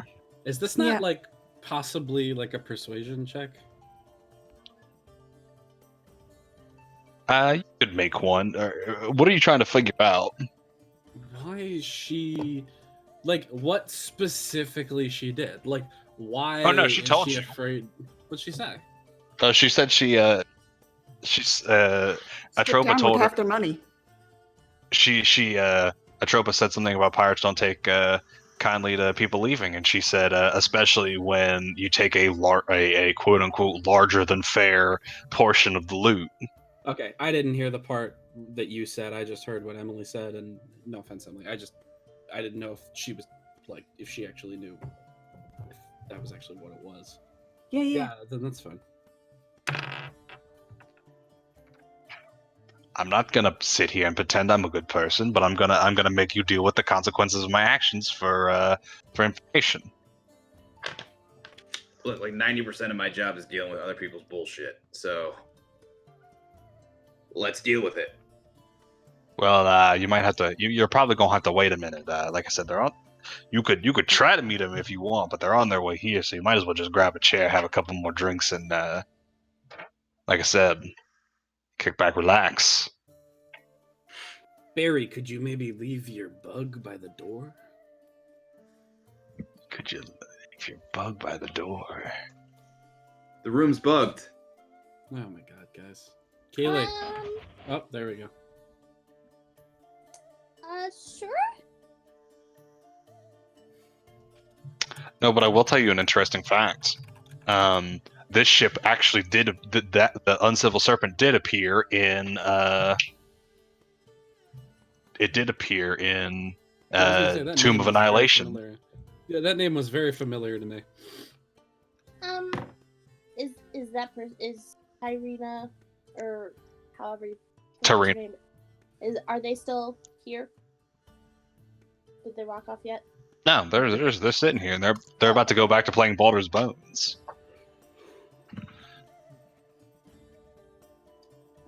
Guys, can we have a little powwow? Oh wow. Keely, we don't say that anymore. Yeah, no, What? we can talk. We can't have powwow? What? I don't understand. Let's just call it a huddle up. She Michael's wouldn't getting call hung. it a huddle up. Michael's getting hung up on racial affiliations. Yeah, I don't know. It's like that spirit animal thing. We could just not say that way, you know? And then, it works out. I'll have to have you explain why that's racist to me later. Can we talk over here, guys? Little discussion? I'm fine with it. We're gonna talk. Let's talk. I'm gonna go back to playing the Bones so don't mind me. I don't know why all of my NPCs turned into Boston. I just want to say Boston the dude. cat in Ultraviolet Grasslands definitely sounds like this to me too, because that's the only voice you do. Not literally, but yeah. Delgada flicks her a coin and apologizes for his questions. Hey, listen, if you're going to keep paying me, I'll keep telling you anything you want aside from what you need to know. Take the coin and the favor. You can give us what we want when we're done. Yeah, so we all walk over and chat. So what are we chatting about? You guys do know that we don't have to do this. Yeah, that's kind of what I was getting at. I'm sure if we go to one of the temples in town, they'll know about the cultists. Wait. Barry, you're one of the What? hardest motherfuckers I know. One What? miscalculation. I saw you almost murk a dude earlier. You don't want to stay here and get in this fight? This is gonna be hardcore. Well, it seems like a waste of energy when we could go somewhere else and get the information faster without harming others. Well, I mean, we're here now. We're having drinks. We're having fun. We're gonna have a little fight. It's all good. I don't see what the problem is. I talked to some fucking weirdo in a robe about demons and gods and such. Sounds like a drag, man. It's kind of the whole point of the operation, isn't it? Aren't we supposed to kill cultists? So, what's the point of killing pirates, too, when we can just get to the cultists faster? Well, they're pirates. They're bad people. They've done some. This lady sounds like a bad person. Also, I just want to say, she's been sitting here drinking all day. She probably has a plan B. She probably doesn't need our help. Hilda, what do you think? I have a question. What is Delgada's and Atropa's past perception? Ooh, that's acceptable. Passive perception? 10. Atropa, Mm-hmm. after watching Tarina for a while and kind of being able to see her now, you get the strong sense that she's cheating at Baldur's Bones. What? I had no idea. Oh, I think even Delgada kind of picked up on that out of context clues. Not actually, but you know. I just wanted to put that out there because your passive perception is high enough. Sure. She does I've actually been rolling for how stealthy she does it this whole time, and she just slipped up on a game where she goes back to playing with her common rubes. They're probably not as attentive. No, not nearly as much. Not if they're common rubes. Elite rubes. Hardest, legendary rubes. Ultra rare rubes. Unique rubes. Your Exotic? your guy in the robes comment. Yeah. Toma, you've been very quiet this whole time. What do you think? I reckon, I'd rather us go to the temple and get the information there. For what it's worth. Well, now, I would like to, just as a friendly reminder, as a DM, just to make it clear, Captain Zod specifically mentioned that Tarina had a lead on where to find them. Barry knows that she can find more information about like the cult and the gods themselves at the priests, not necessarily a lead on where to find them. I just wanted to make that distinction clear. It's like an underground bar has connections, like knows how to find the Illuminati, but the Catholic Church knows more about the Illuminati. Why the I'm Illuminati gonna is just bad? go out on a limb and say that if I walked into a Catholic church, the priest probably wouldn't be too keen talking about the Illuminati with me. Speaking as a Reformed Catholic myself. Yeah, Hello, Father. I'd like to talk to you about the Illuminati. I think Atropa's got a point. I think Atropa should speak loudly. Well, I think everybody keeps talking is the thing. I just didn't want to interrupt anybody. Yeah, well, don't be afraid. it's We're not gonna get canon. mad at you. Don't say it, right? I am aware, but I was waiting. Mm-hmm. I was had my hand raised. Anyway, you saw the guy that came out of the room with get the food. Like, I think if we go somewhere else, we're going to be going further away from our final objective. You think that's a lead? Think we should talk to him? You want to talk to the possible cultist? I mean, it just looked like a dude in a robe. Well, now that I say that. Fuck it, let's go talk to him before these pirates get here. Well, that wasn't okay. What? I mean, is there another? Do we have another plan? I have a feeling you like to talk around things, but I don't really understand. Do you want to talk to this person in the robes? No, I think that part of the cult might be here, and I think that if we go elsewhere, we're going to be walking away, and we're going to come back, and who knows where they're going to be then. Especially if the pirates take out their former friend. Jacob, could I please cast a divine sense to detect good and evil? Until the next of my turn, I can sense anything affected by the hollow spell, or know the location of any celestial fiend undead within 60 feet. That is not behind. Oh, total cover would be a wall, wouldn't it? Yes, but I'll tell you what, casting that, you can you get the sense that Tarina's evil as hell, and so are most of the other people in this tavern.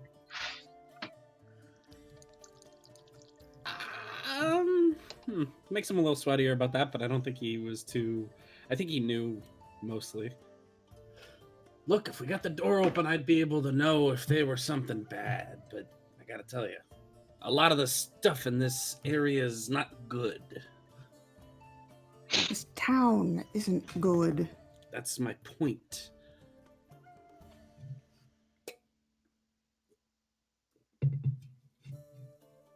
Look, my vote's for any option where we don't have to kill people we don't have a good reason to.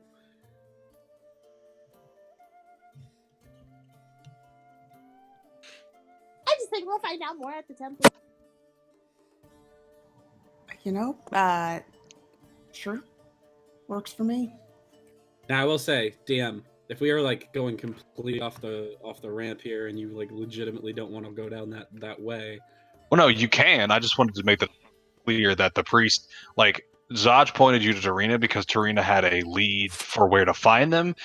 Strawberry, the only reason I mentioned the priest is because Strawberry failed a check, and her background, like, lets her know where she could find out more information on the gods, on like the evil gods themselves. Yeah. Okay. So it's an information run, but it's not a lead. Mm-hmm. Can we take 5? Out of game? Yeah. Sure. Yeah. Cool. Getting beer.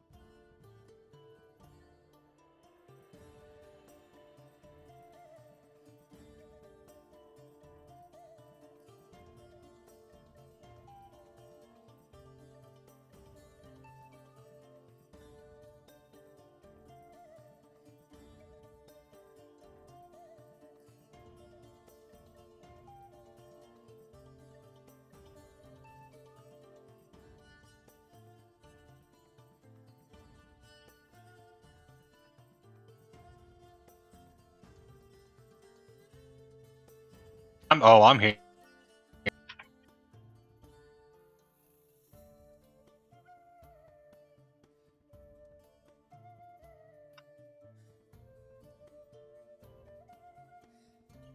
So I'm cool whenever you guys are. All right. Hello. I have tortilla chips, so prepare for the crunch. You never said what type of Pop-Tart it was, though. Oh, the only good flavor, s'mores. That didn't sound like raspberry at all. Yeah, I was gonna. Oh, raspberry. That's what it was. Raspberry. Brown sugar and cinnamon for the win. Brown sugar and cinnamon is for heathens. Brown sugar and cinnamon is not Listen. great. I'll take it. All right, blueberry's not bad, so I'm with you. There's only one flavor of Pop-Tarts, and that's s'mores. Raspberry. I don't know. If The you want s'mores, just make s'mores, you nerd. cookies and cream, good Pop-Tart. It's new age. I don't like it. No, It's it's like not, it's not- s'mores art. I haven't had the cookies and cream one in a long time. I thought they actually legitimately like stopped making that. No. I was like, and I'm not. This isn't like a thing on you, Jake. I'm just saying, like for nostalgia's sake, I haven't had one of those since I was like 8. One of the cookies for and some cream reason ones. or another, my stepmother had like Amazon do monthly deliveries of Pop-Tarts. She set it up by accident. And then The laundry detergent button is actually s'mores. quote accident unquote. Oh, whoops. I mean- oh no, I'm suddenly getting Pop-Tarts. She doesn't even eat them. That's incredible. My roommate's mom heard that I liked pistachios once, and for every birthday, holiday, Christmas, every time she came to visit, like every time she brought pistachios. And your boy likes pistachios, but not that much. So when I moved out, and Keely can attest to this because she was there, I had like something like 30 bags of pistachios that I ended up bringing down to my mom. Jesus. Oh, so funny. I was like, "Mom, you like Pistachios, right?" the mindful nut. Hey, That's how the I best was part. made. There were varieties too. One was like spicy pistachios. One was like shellless pistachios. One was like pistachios, but they're Is that- red instead of green. Is the mindful nut what you call it when you're trying to have kids? I'm sorry, guys. Wow. The mindful nut is when you get off to the dick The shit. mindful nut is when you make sure not to hit them in the eyes. Oh my god. You do that anyway, Chris.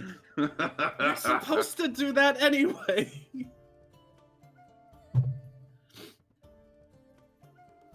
I mean, it's The just mindful courtesy. Is when it goes right up the nose and it hits them in the brain. What can I say? I'm a bit nutty. Ay, ay, ay. Jake, make it stop. We need to move on, please. There's more and more are coming. That's Oh God. Somebody stop me, please. Somebody call an ambulance. You're nuts. Oh.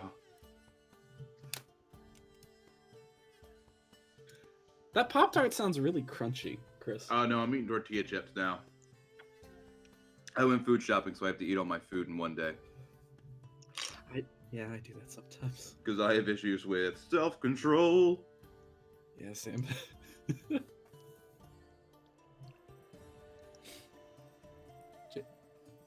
Jake? I'm here. Oh, okay. So what all are you guys doing?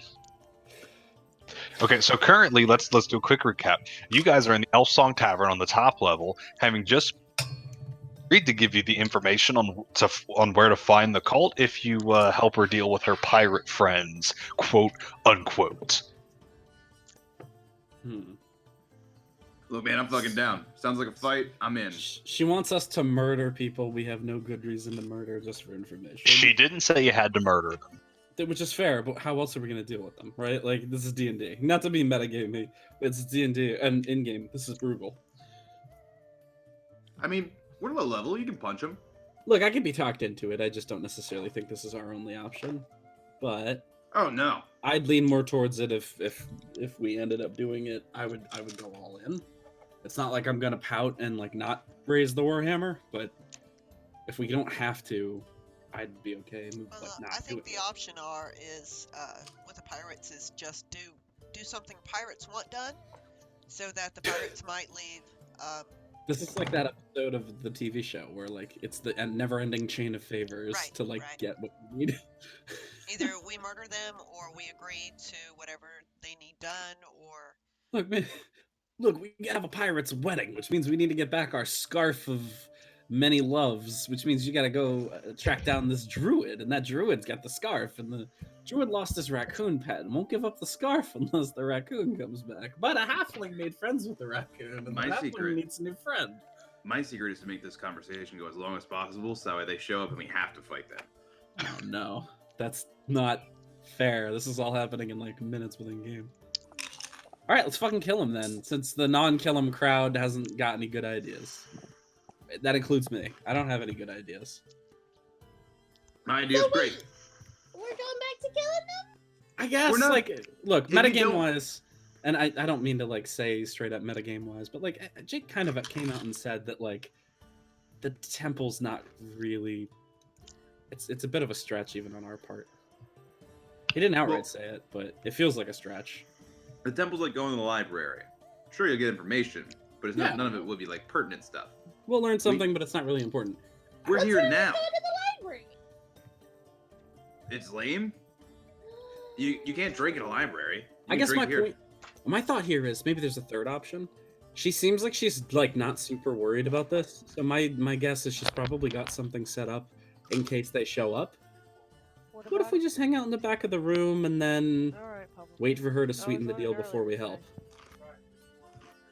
Oh no, I don't. Yeah, Works for me. I mean, you can do that. Are you just gonna get into it because it's a fight? Even if you're the only one? No. Okay. He's lying. Yep. Chris, as your brother. Let's find a table so I can go creep on that guy with a cloak. Sure, yeah, alright. That's fine. Well, we're talking about this. Barry's doing that, right? Yeah, I think that's feasible enough. There's a table right here that you can sit at. The table I appears sit to be on set. The one that we just got up from. Now they do have halfling-sized stools. What an accommodating establishment! I take the stool. This is very nice. I sit down and I do the thing. Now I have a question: Does a halfling-sized stool? Is it taller or is it shorter? Oh, Taller. it's definitely tall. It's got a ladder built into it. It's got It's a a high ladder. chair. No, It's a high it's chair. not. Otherwise, she'd be it's a sitting high chair. underneath. She'd be sitting underneath the table, which is Yeah, like. it's a high chair. No, it's a chair it's a very small chair that sits on the table. That's a high chair, Keely. That's No, it literally sits on the table, and then there's also their own table. That's a high chair. No, it's got its own table on the table. I think it's just I just think it's a big stool. Anyway. So you're gonna you're gonna have your ladybugs sneak into this room, correct? Yeah, they're gonna go into that room with the creepy man. I can hear you typing. It's not a man. I will say that you don't know like what gender they are. They just person. trying to keep things Neutral. kosher. All right. So you kind of sneak in there, and you see that the room is kind of divided in half by a large kind of screen. On one side, is the bed and the ward and like the vanity, and on the other side there is you can almost see a table, and you hear a kind of like the sound of eating coming from behind this kind of divider that splits the room in half. I'm gonna fly over to who's eating. You fly over, and you see that in this part of the room there is the table, and in the corner there is a tub filled just with filthy water. The person sitting at the table has derobed, and by that I mean they no longer have their robe on, and has revealed themselves. Shogahine What? is a fish person. Oh. Yes. Is this a cultist? A Swagan? A Sahagin. A Swaganer man. Would Barry know if this is a cultist? You can roll a. You can roll. A what? You can roll me a religion check to see what you know about the cult and see if Sagahines worship this cult. Oh, dude, I love Ooh. cannabis. 17. You know that Sagahine typically worship sea-related gods, and none of the three that you are tracking after are sea-related. That's a no. Does this person have weapons? There is a harpoon in the corner. And they are currently dressed in like almost like a robe that's kind of like made out of like torn, ripped, and sewn fishnets. Oh. Okay. Are there any papers anywhere? No, but there is a chest in the corner.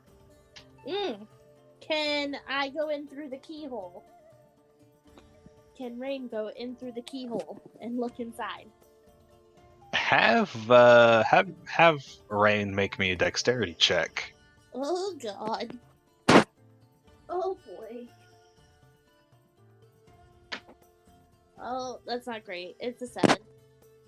I'll say you'll get through. How much health does Rain have? A hit point. Yeah, I think they get through, but I think they're not going to be able to get back out. Well, that's okay. What is she? I'm sorry. What did they see? They see that the inside of the chest is lined with shark teeth. Oh my god! The inside of the chest is lined with shark teeth, and at the center is an idol of some kind, What does it look depicting like? a great like a shark person. Oh no. Okay, well, I pop out of it and I make Rain go into her pocket dimension. All right. Not a cultist that we're looking for, but could definitely be a cultist. Well, What? my bad. The creepy person with the cloak. Well, if they're occultists, that means they're No, we're trying to fight him, right? No. Not a cultist we're looking for, but could definitely be a cultist for someone else. Wait. At what point is a religion no longer a cult? No, different. When they gain tax exempt status. Oh. I mean, in this world, there's a pretty specific divide, which is called the It's- alignment table. It's specifically like public acceptance. Like Huh. if you can practice openly, I wouldn't consider it a cult. That seems hard to find. Winners make history books or something like that. I don't know.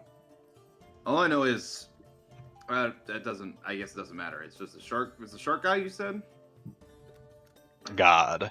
shark god man. Yeah, I don't Yeah. think it matters. I think he's just trying to survive. I think they're just trying to survive. These pirates, however, if they come to this bar, they're making a big old mistakey. I say we wait, and then whatever happens, happens. Yep, whatever happens. Yep. I summon Rain back and I'm just holding her for a little bit. Just in case you were wondering what a Sahagin looks like. I have a pretty good idea. A Schwaganen? Oh, Sahagween. It's like a salamander, but wet. I like that there are now multiple fish people. This guy's been around a while, I think. I thought it was a Kuatoa at first, I'll be honest. are we? Akuto are frogs. They're not. They're definitely fish. Can we take a? Oh wait, do I have? Oh yeah. Can we take a? Would this be considered a short rest while we're waiting? I'd consider it, yeah, but I would say that you can't really do a whole lot. That's fine. I'm gonna use Arcane Recovery and get my first level spell slot back. I would specifically say that. Okay, so I'll say this. I'll say that they're more like definitively fish people.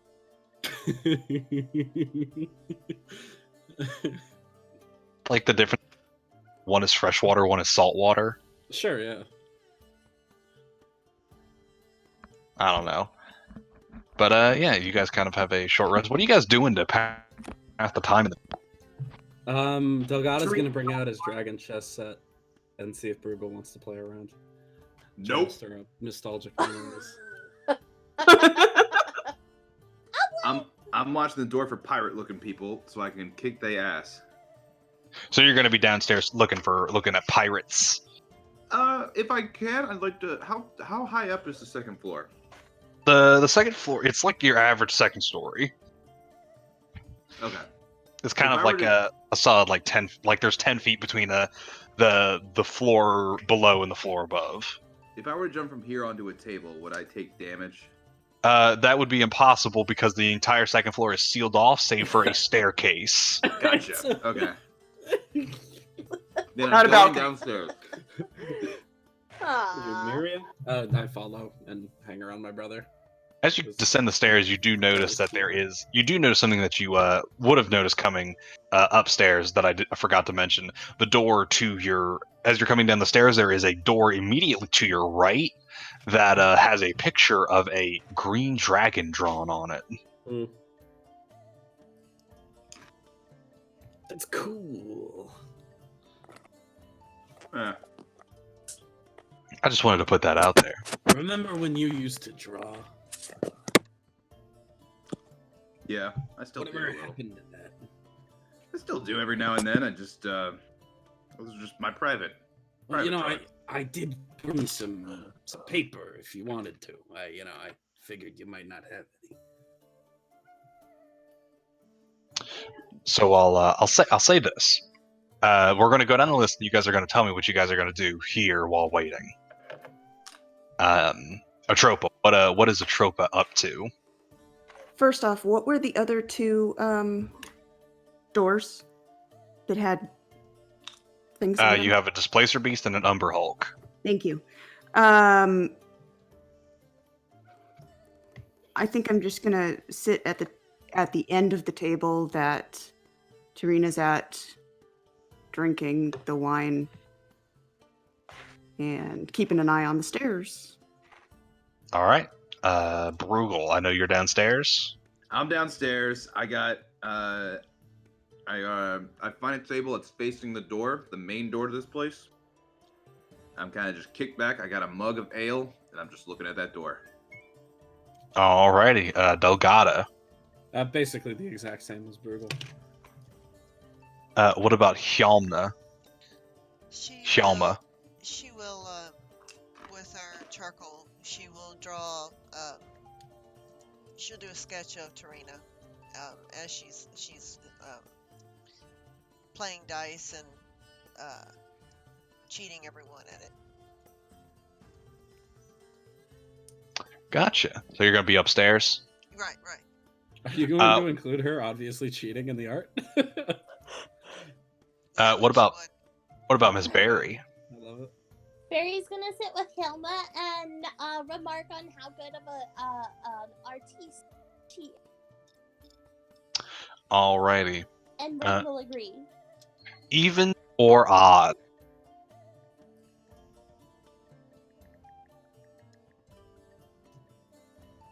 Like each of us or all of us?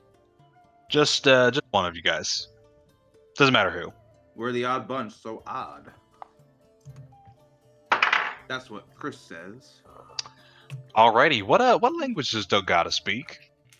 Celestial, Dwarven, Common, and Primordial. What languages does Atropa, Hjalmna, and Barry speak? Barry speaks. Oh, sorry. Barry speaks Abyssal, Common, Halfling, and Infernal. I speak Common and Dwarven. Common and Elvish. All right. So here's what's going to happen. I'm about to. So as you guys are sitting around waiting for shit to pop off, there is a moment where the tavern falls silent, and upstairs, especially, like the wave of silence washes over people, and Atropa, Hjalmna, and Barry, you see a ghostly elven man appear.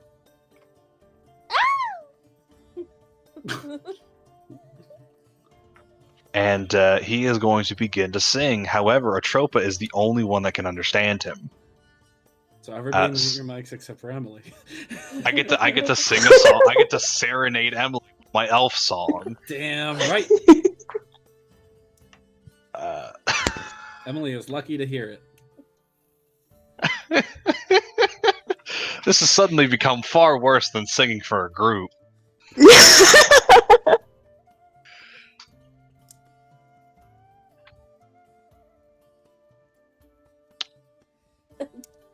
What's that? There is no judgment. We are all here as friends. Do it. All right. Emily's the only one who can understand.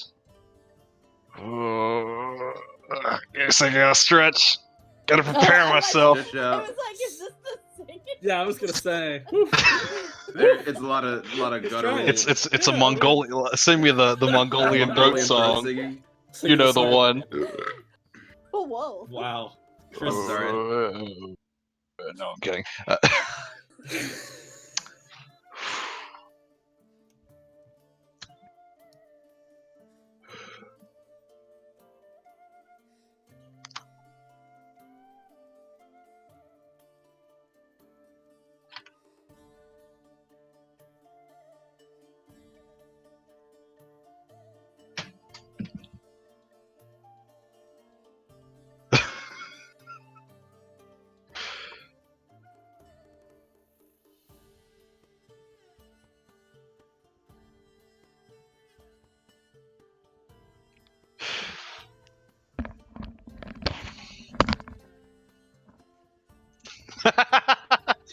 All right.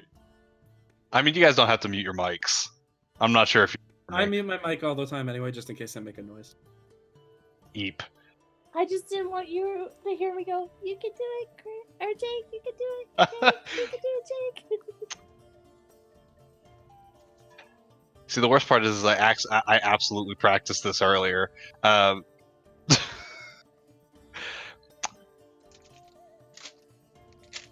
Oh, sing a song of oh, sing a song of El Turel, of water, woods, and hill. The sun dawns on her ruddy cliffs, and her fields are green and still. This land of long abiding joy, home of the strong and brave, renowned by all across the realms, and never once a slave. Oh, sing a song of El Turel when foes are at her door, her fields torn by cloven feet from some infernal shore. Arise, the mighty Hell Riders, take up your swift, keen swords, then charge into the hellish fray and scatter devil hordes. Oh, sing a song of El Turel when the night does fall. Sleep safe beneath companions' light until the dawn does call. We're bound by mortal covenant that only ends with death. So we'll sing a song of El Turel until our final breath. And the elf slowly fades.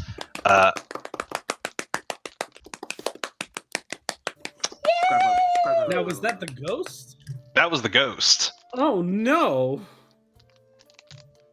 We're fucked. Let's change the subject. Who cares about that girl or Penelope or whatever her name was? Atropa, that comes as something of a bit as a shock. I've always heard that the ghost sings, has only sung a song, always the same song about a lover lost at sea. And in fact, you two can actually see the bartender here, whose name you haven't gotten, is in stunned silence, having heard the song come from upstairs. Uh-huh. I bet. What was that? It sounded beautiful. It's Yeah. it was extremely well put together. You two are downstairs. You can't hear me say this. Yeah, we're not talking to you. I'm talking to my Oh, brother, okay. the other person in my room, Keely. That's all right. It was all right. Wipes away a tear. Yeah, wipes away a single tear. Oh my god, I couldn't understand it, but I loved it. But god damn it, was it beautiful. Come on, one game of chess. I look at Helma and I go, is that the pirate? I don't believe so. Oh, Yeah, it appeared, sang a song, and then disappeared. well, fuck. And as it disappeared, the din of the tavern slowly came back together. Those of which who understood Elvish are also kind of in this stunned silence.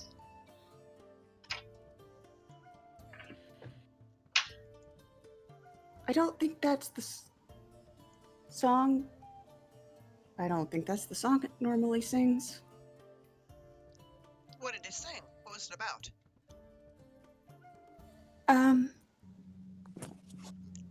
The demon? recognize. Demons? I think I recognize the name Elturel. You did. You did indeed. And demons and hell riders and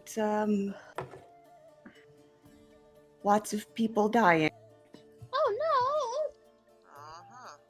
You didn't say Baldur's Gate is going to fall to the demons, did it? No. no! Oh, that's good. Well, that's good. We ought to be fine right now.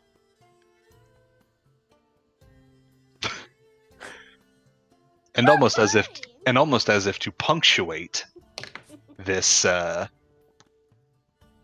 this scene, you three see 5 motley humans saunter into the tavern. Their leader is a brawny man with a cloudy right eye and a cruel sneer, and a pirate swagger. The others are an unsavory rowdy bunch who act as if they own the place. "We're looking for an old friend of ours," says the dead-eyed man. He sniffs the air. "Goes by the name Tarina, or so I'm told. Loves to chew bones. Anyone know where she is?" Is this me and Delgado seeing this downstairs? Yeah.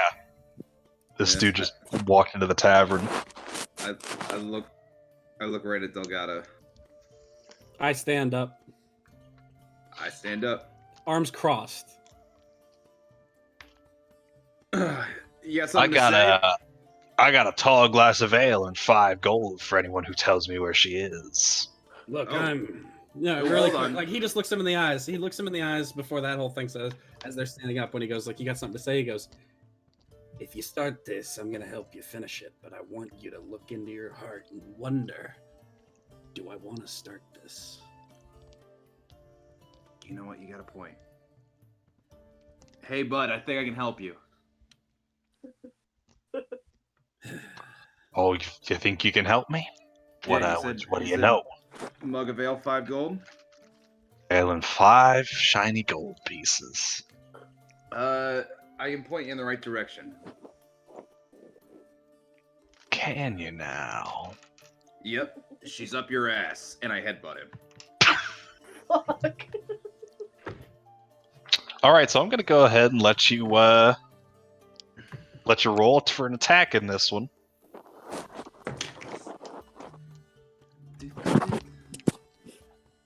That's gonna be 18. Yeah, an 18 to hit will definitely hit. That's 5 damage. Give me just 1 second. I have to get their stat blocks up. Are fists light weapons? It doesn't. I mean, I'm on D&D Beyond, and it doesn't have those markers next to it. I think it's finesse weapon. Fair. Darn.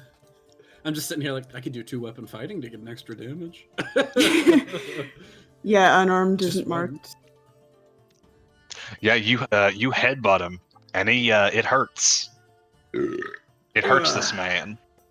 I got plenty to drink. I got plenty of gold, but I got too much of your fucking dumbass. So how about we take this outside? Now we're gonna. Oh, you wanna have him go outside? Let's take this outside, motherfucker. Let's go. Oh, Boys, fuck. my brother here is not kidding, and he is very good at what he does. I would recommend that you turn around and leave this establishment. I think you guys can hear this. We're gonna roll initiative because they're just gonna fight you guys right here. Cool. Yay! Yeah, no, that's fair. That's fine. That worked. I tried. You did your Quote, best. No, unquote. I'm proud of you. You did real good. Look, as Michael, I just want to fight. As the Agata, I have to attempt it at least a tiny bit. You gotta say I don't want to do this. No, terrible. Oh! I'm going first. Post everybody's initiative in chat, please. Oh goddamn. Oh hey Barry. It's good seeing you down here with me. Oh, hi. What? Don't Everybody worry. gets your up and runs headbutt- downstairs. Your Somebody headbutt goes- caught him completely off guard, Yes. but his crew was quick to respond. Well, they're about to They're about to respond to these hands and swords. Chris, you fucking dirty. I'm a fucking G-ass motherfucker. Emily, what are you, the co-DM? Get out of here with that shit. No, I was asking if that was why. Oh, I'm teasing. No. I got something to say. Uh-oh. No. I got this really good salt and sea beer. It's a sour Sicilian. Say that 7 times fast. With strawberry and lime in it. So it's got a little bit of that fruit. So we'll start with Hjalma. Hjalma. I'm gonna need y'all to stop typing in chat because you guys are making my initiative go away. Here, I'll get rid of my heart. Sorry. It's fine. I don't mind. All right. Yeah, Yama definitely would go before me, so that's good. Do I? Am I like a dash away from the second floor, or can I? You are currently at the you are currently at the first table. In this room, it is going to be. Give me just 1 second so I can check the dimensions of the tavern. All right. You are going to be 1, 2, 3, 4. You're going to be 25 feet away from the top of the stairs. All right. Can I dash get me to the stairs and down them and halfway into the second The dash will get you. The dash will get you all the way to where Delgada is or not Delgada, but is where Delgada is currently standing. It'll get you right next to him. Okay. All right. We'll do that. We'll dash. Alrighty, you're gonna dash downstairs and you see the scene where Bruegel has just is in the middle of recovering from a headbutt after just laying into this captain. And Delgada, it is your turn. Did Bruegel headbutt the biggest guy? Yes. Okay, good. I'm gonna keep that up. I'm gonna. I should mention that as soon as Bruegel headbutts this dude, the two bouncers at the door just kind of sigh, and the rest of the patrons kind of clear to the sides of the room, clearing the space for you guys. Cool. Yeah. As I walk up, I'm tugging the warhammer off of my belt, and I just grab the dude by the collar and like smack him over the leg with it. You know, if I roll for it. 19. 19 will absolutely hit. Yeah, this is just. I'm only. All right. Well, for the purposes of versatility, can I just say that this counts as a two-hander, even if I'm like for flavor grabbing him by the collar? Yeah, because you're not like doing him as long as like it doesn't. As long as grabbing him by the head doesn't come like back into your tactics further. No. It's like I grab him with the collar and then I jam the hammer. I think that works because like you're pulling him in. You'll pull him into the hammer and whatever. Yeah. And I get a 10 damage bludgeoning as I smack him over the knee. I go, "You rocked into the wrong bar, brother."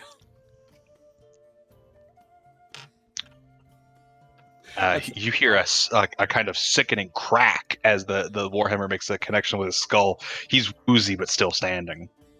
Don't mess with Ironhorn.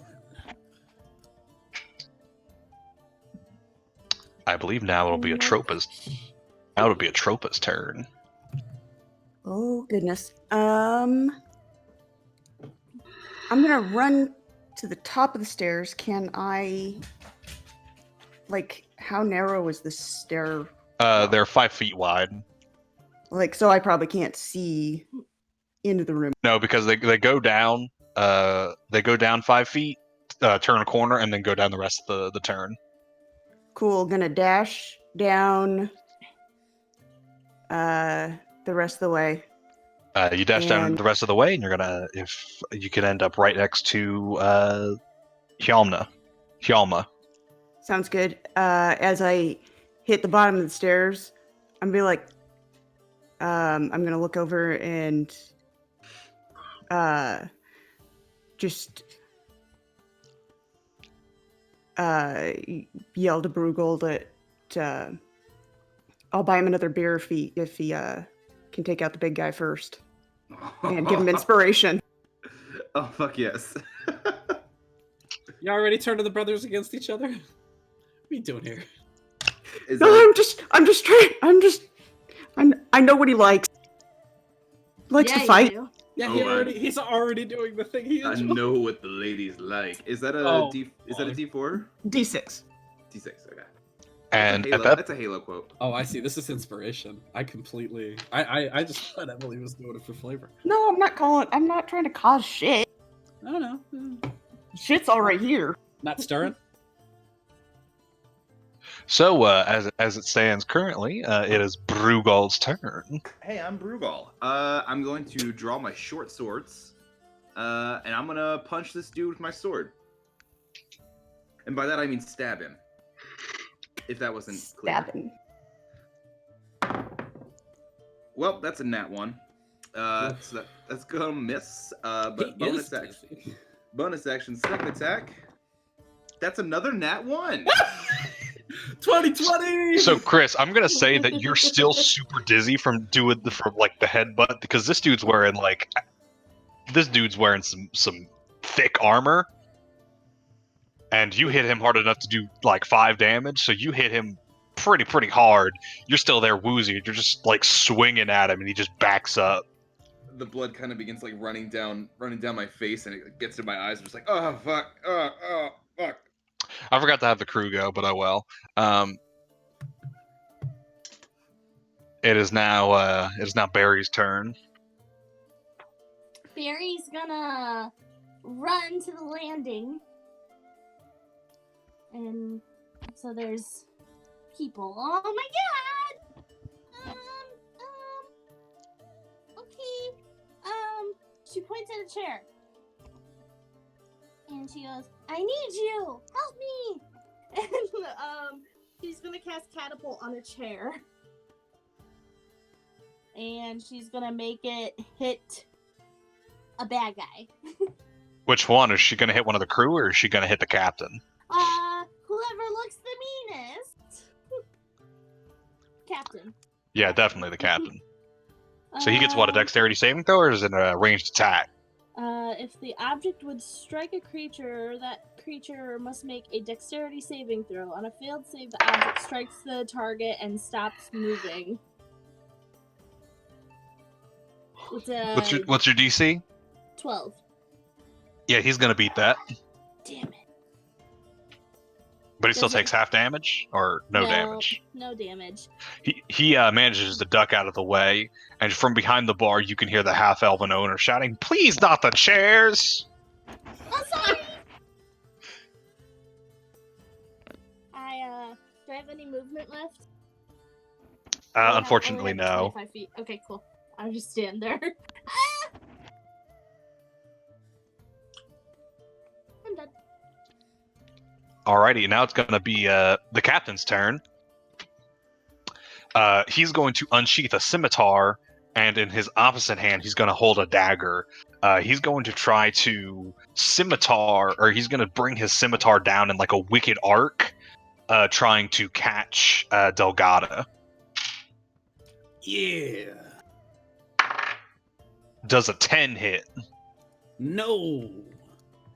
So you manage to just dodge out of the way. However, as he kind of like brings himself back up, as he brings the sword back up, he steps off to the side, obviously not aiming towards Delgado, and he's going to try to stab Brugal with his dagger. Do it. Now unfortunately, that one is going to be a 23 to hit. Let me check. Yeah, meets it, beats it. Just kidding. Listen, that was just us playing with Matt with him as the Warforged. Oh my yeah, god, true. yeah, remember that? Brugal is going to take 6 points of piercing damage. Ooh. Yuck. I don't like that. I don't like that at all. Hey, fuckhead. As he just buries his dagger in your ribs. Yike-a-rooney. That'll be the end of his turn. So it is now Hjalma. All right. Hjalma's gonna run in, unsheath her quarterstaff from her sash, and barrel towards the captain. Go ahead and make a two-handed attack against him with the cool. All right, roll to hit. All right. Let's see. Fuck me. That's a 7. Yeah, unfortunately, you're not going to be able to hit him. He just kind of deflects it to the side with his scimitar. All right. She will do like a twisting kick and try to bitch slap him with the side of her foot with an unarmed strike. The rare foot bitch slap. Yeah, that's even worse. That was like a fucking 4. So yeah, 2 failed attacks. Fantastic. Yeah, he blocks it with like the flat edge of his dagger. Alright, that's fine. So I'm in melee with him now. Yes. It's currently Brugal, Delgada, and Hjalma in melee with him. It's currently Delgada's turn. Delgada's going to step out of melee with the captain, hoping that these two are enough to keep him occupado and he's not going to try and get a reaction attack on me. No, he absolutely will. Okay, can I disengage? Is that a whole action? Disengage is... yes, disengage is an action. Never mind. I'm going to stay... Tell you what, I'm going to stay in... I can turn and look at his crew members without provoking, right? Yeah. All right, I'm going to put a hand on Brugal, heal him up by 5 with my lay on hands, use action to do that. And then I'm just going to look at these other guys and I'm going to say, hey, you know, this guy is not going to leave here alive. So why don't you two boneheads decide to get on out of here? There are 4 of them. Why don't you 4 boneheads get out of here? You're outnumbered. You're outmatched. And soon enough, you're not even going to have a leader. Go ahead and do me a favor and roll me an intimidation check. Yeah, not my best, but not my worst either. So, oh, that's an 8. Not great. You watch as 2 of them kind of look at each other, look at the captain, see the fact that you've already inflicted a nasty head wound on him, and the 2 at the back are just going to kind of turn and walk out the door. Wise decision, boys. Yeah. Nice. So that's what I do. Impressive. The other 2, however, are going to... One's going to charge you, and the other one's going to charge Hjalma. Oh, I can take it. They're both going to draw... one's going to draw scimitar, and the other one's going to shoot a crossbow. They're going to shoot a crossbow at Hjalma. That's going to be a 13 to hit. Yeah, beats it.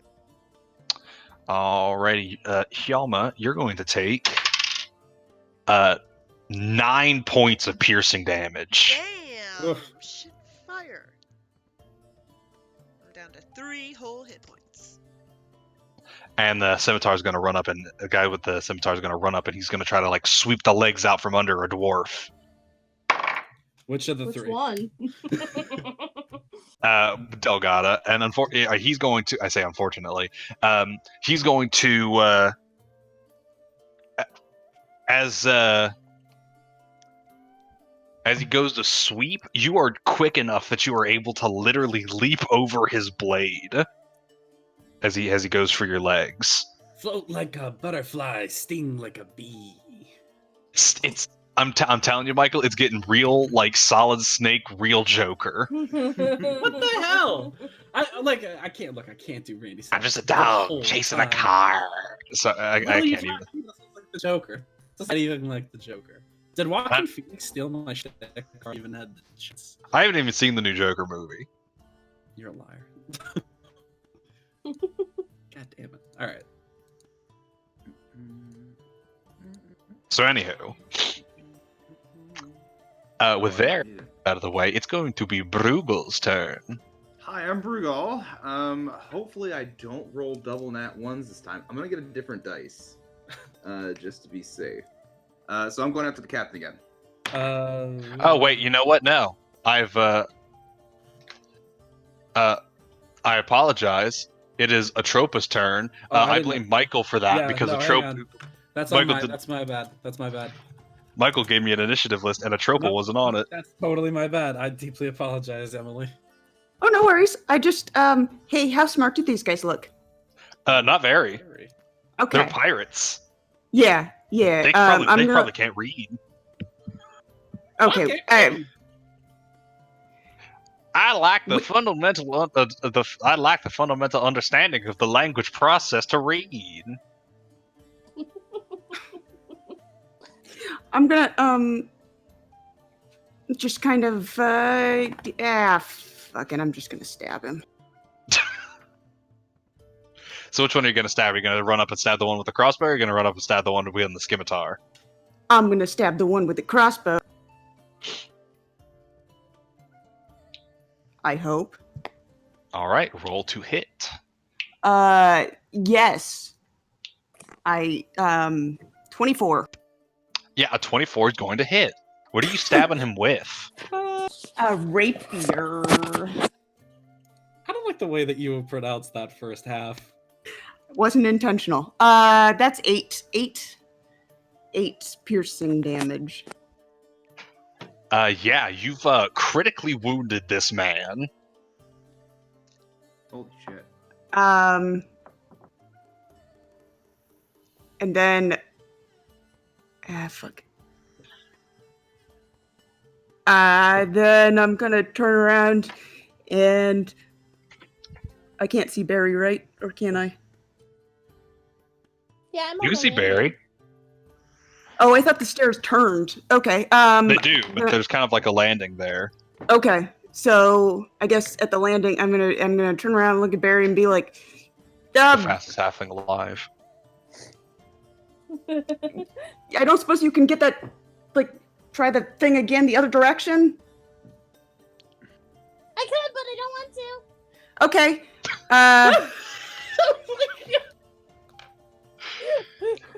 Sounds good. No, thanks. Nothing's so good.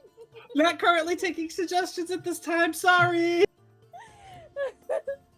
Hey, Delgado. Nicely done on the, getting those other two to walk out. I appreciate the compliment. And, I'm gonna give you inspiration. Oh I am inspired.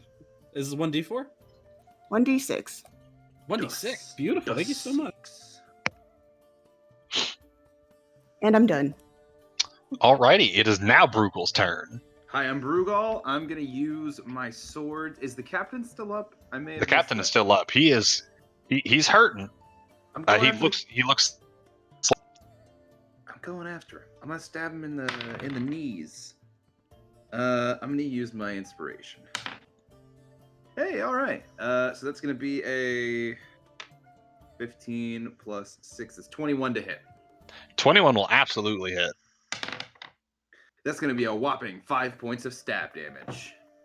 Yeah, you get him right in like the knee.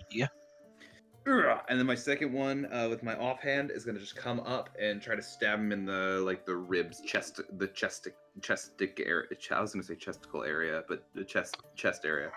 All right. Oh, Jesus Christ. That's gonna be a dirty 20 to hit. Yeah, you're absolutely gonna hit. Hey, much better. That's gonna be 9 points of damage. Yeah, absolutely. He's looking pretty hurt. One might say he's bloodied. Ooh, excellent. Well, if this was 4th edition. Then I can use my other abilities, but I don't have any of that. Okay, that's gonna be my go. Action, bonus action. I love fighters. They're great, man. It is Barry's turn. Barry, use that thing you did in the crowd earlier. When you almost killed that one guy. Now that's a suggestion I'll take. Can I get a word from the crowd? Am I 25 feet away from the captain? Give me a sec to check at the 5, 10, 15, 20. You could get there. I'd say no because there is a table in your way. Okay, so I am considered a small creature and have halfling nimbleness, which means I can stand in another creature's space. Now, I know you said a table, but could I attack from under the table? I'd say you could attack with disadvantage from under the table. Aw. Can I get on top of the table?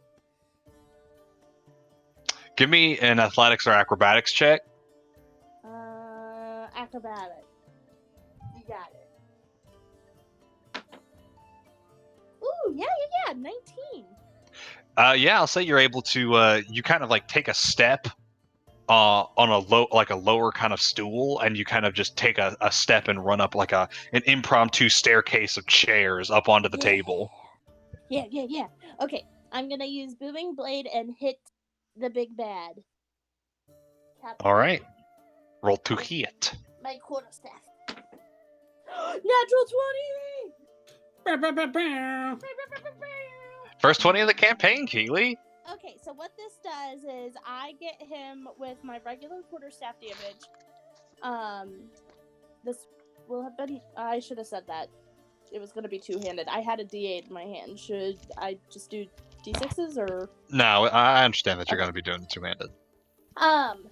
And then if he were to move out of my space, out of my melee, then he would take an additional D8 in thunder damage. So basically, if he moves, he's going to take a D8 of thunder damage. Yes. I don't know how you want to do that since this was a crit, so if he moves, maybe I did 2D8? I'll say that you can deal double damage on the initial hit, but I don't think the Booming Blade is going to... Cool. Okay. That was one was an 8 and one was a 1. So that'll be 11 total damage.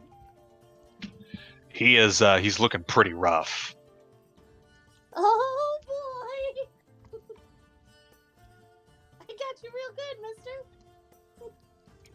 mister. Again, just an 8-year-old. Yo, I don't care who you are. If you fuck with this halfling, you fuck with me. This halfling goes hard, man. Now it's his turn, and he doesn't appreciate that at all, Barry. Oh no! Does an 11 hit? Nope. Then he's gonna try with his dagger. Oh, 13. I still have mage armor on, so no. How long does mage armor last? 8 hours. Yeah. All right, then yeah, he doesn't hit.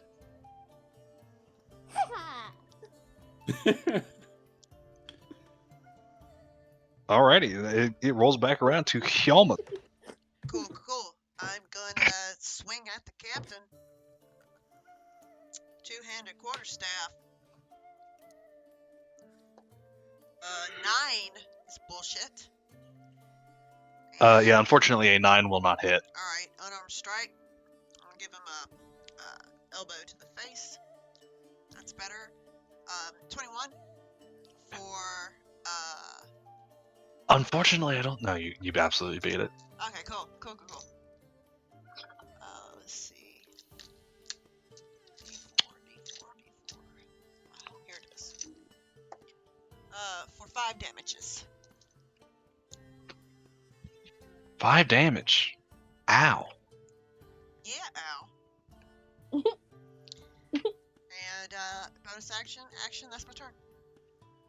Alrighty, now it rolls around back to Delgado. Yeah. Antrith, does that die of inspiration add to my attack or my damage, or do I get to pick?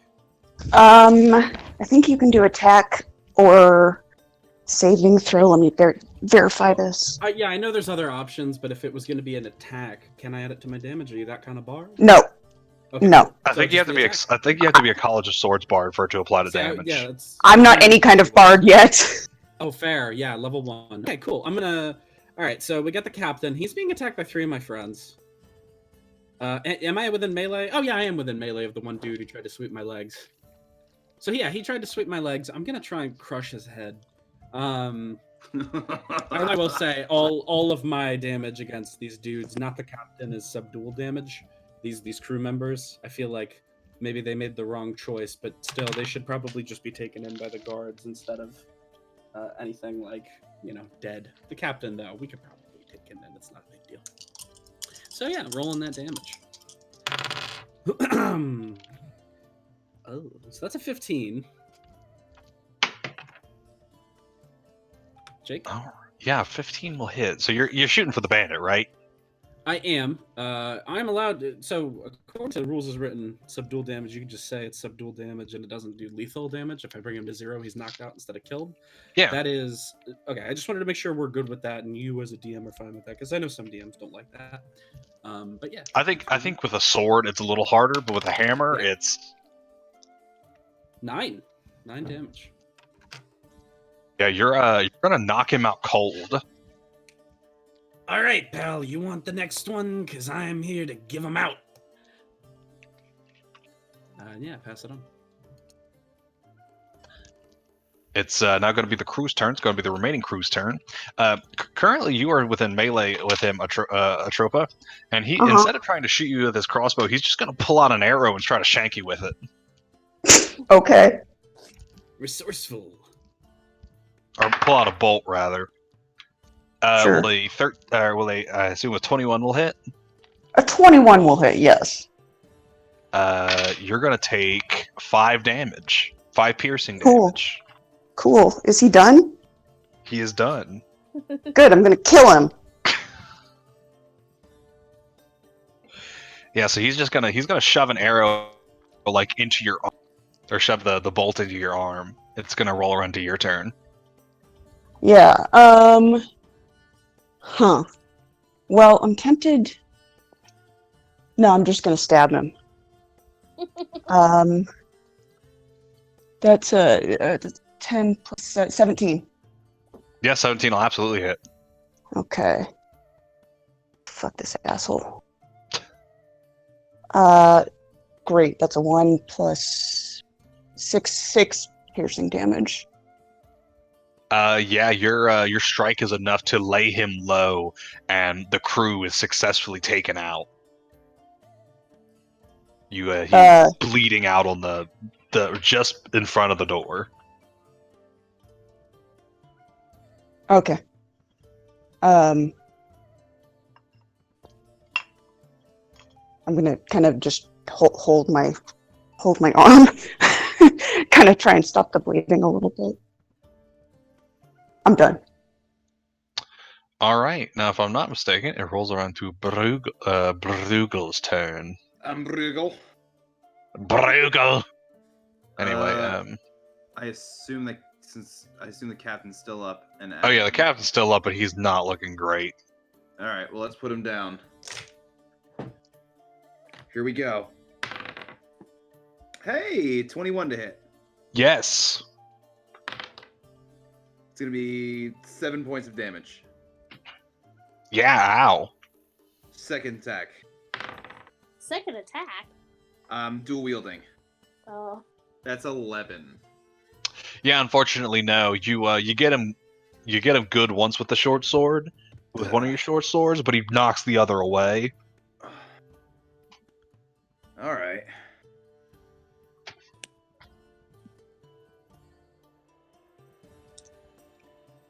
Is it my turn? Take It us is home, now- Barry. It's now buried. Booming blade!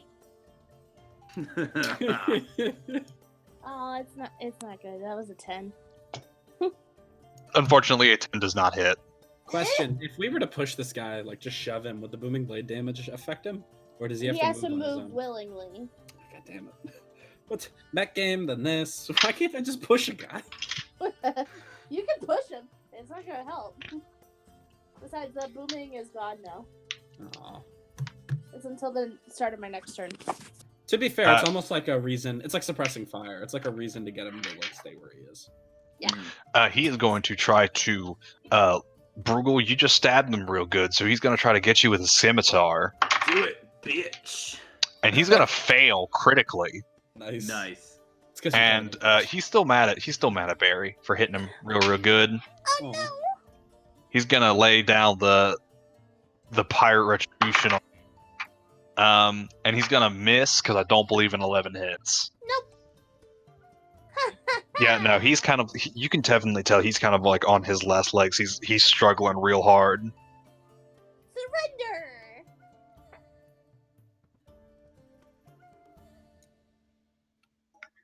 Make a persuasion check. I was Oh, gonna... really? Surrender! I love how her demanding him to surrender as a persuasion check. He's like, 11.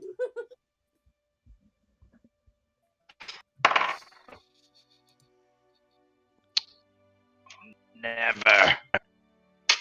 Then we'll kill you like a pirate! Yeah, it's gonna get you killed.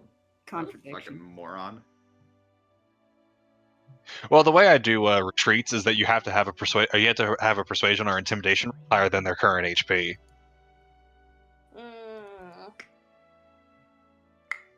Clever. that is clever. So it rolls back around to Hjalma's turn. All right. That captain's going down. Let's see. Quarterstaff to his face. Let's see. Ooh, natural 20. Hell yeah. 2d8. That's 12 plus 2 makes 14.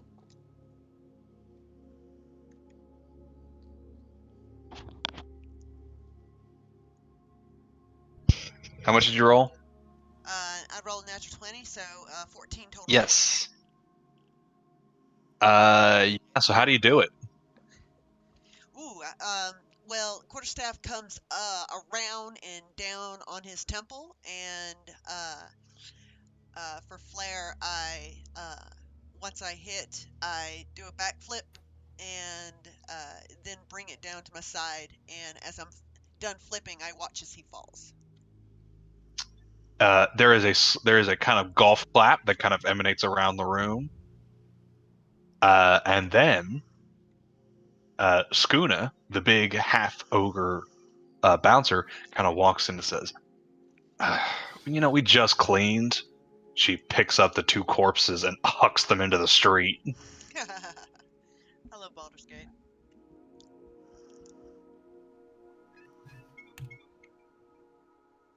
Delgada is going to kick the guy who was knocked unconscious awake. All right. Hold the hammer in his face. I assume that you are, being a pirate, have some sort of a ship. You should head back there and tell them that there ain't no prey for you here. Sounds sounds real good, sir. If you would excuse, and then he runs. Yeah. We did it! You guys, that was great. Good teamwork. Bruegel, you alright? You Good need job. me to take a look at that stab? No, I'm fucking great, man. I'm actually really good. Atropa, you? I'm all on my way over to the bar to pay the guy for the chair and get another round of drinks. Fair enough. Hey, listen, I'll tell you what. You paid me a gold earlier. I'll just take it out of that. I mean, oh, thanks. And I'm just gonna come back with drinks.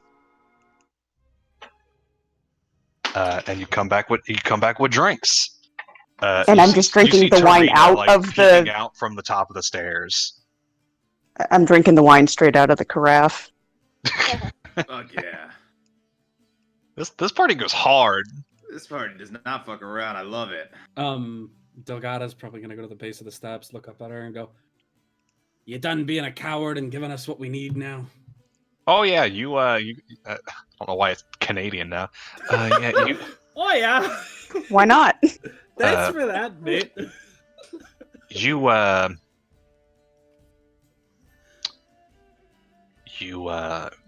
you definitely earned it.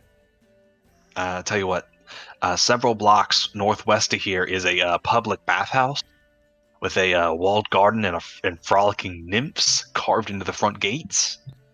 Followers of the dead 3 have been seen coming and going from the bathhouse. I'm told there's a secret door inside that leads to a dungeon. That's where they're hiding. Sounds about right. Oh yeah. Atrova, no offense, but do you know this bathhouse? No, I don't think so. I might. I don't think so. Do I know this place? You've probably passed by it, but you don't know anything about like the inside of it. Is it like an exclusive kind of joint? No, it's a public place. Oh, It's like it's not like private, but you still have to pay. gotcha. Should we? It's a take YMCA. It's a YMCA without the exercise equipment, and it's all just a bath. So a bath. Okay. Yeah, that's totally. Should we take the evening and go tomorrow? Do we have to? I mean, I'm fine. That makes one of us. How about this? You guys front-loaded a lot of my gambling tonight. So how's about I get rooms for everyone? Barkeep, how much for rooms? Unfortunately, I've only got single suites available. How Single many? Suites? Like I've got 2 single beds and 1 luxury bed. I got a better roll if anybody wants to share. Well, I can sleep in a chair. That's adorable. Oh God, that broke me. I usually keep. How do you two feel about sharing a room? I assume it's expensive. I pointed to Hjalma and Atropa. Sorry, what was the question? Not like I'm used to sleeping alone. I wasn't gonna say it. How do you feel about sharing a room, Hjalma? Yeah, well, I snore pretty loud, but besides that, it's fine with me. Oh, look, we're 3 of us. Most of this party is dwarves. I think snoring is gonna be the least of our worries while we sleep. We're gonna call that room making glass and eating ass. What the fuck?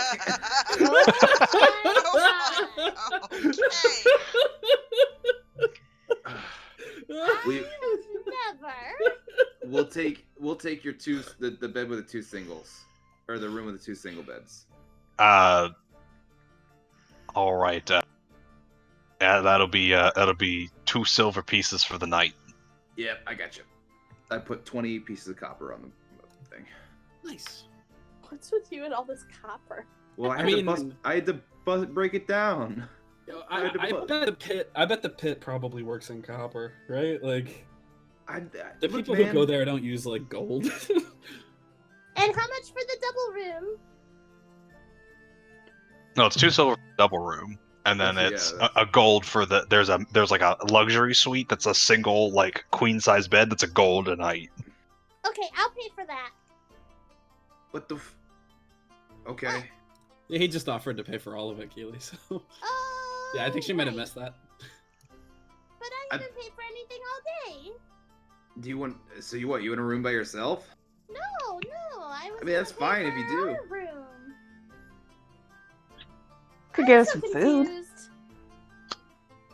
Okay, deal. Hey, listen, if you guys are looking for food, we make a mean fish cake. Oh God. Oh, that sounds. That sounds like. Oh no. Hell. You got dwarven jerky. It's kind of cylindrical and got a bit of spice and a snap to it. No, but we got a famous potato and cheese soup. Jake, can you have a character named Slim Jim at some point in this campaign just so I can say it? Oh my God. I have to kill the man to make the joke. Anyway. See, the thing is I can do that, but Slim Jim will be he will be a righteous man who Slim Jim is donates regularly to the local orphan. Before we go to bed, I use my amethyst crystal and I cast alarm on our door as a ritual. All right. You guys are given a key, and you guys go to bed, and we will end our session there. Hey. With you guys turning to level 2. Hell yeah. Oh, I'm rolling for health right now. Wait, should I roll? No, I'm not gonna roll. I'm rolling. You Let's. would. How do you guys feel about this so far? It's It's fun. great. Took a second to get into it. Except I just rolled ass for my health. Whatevs. I rolled 2. Ew.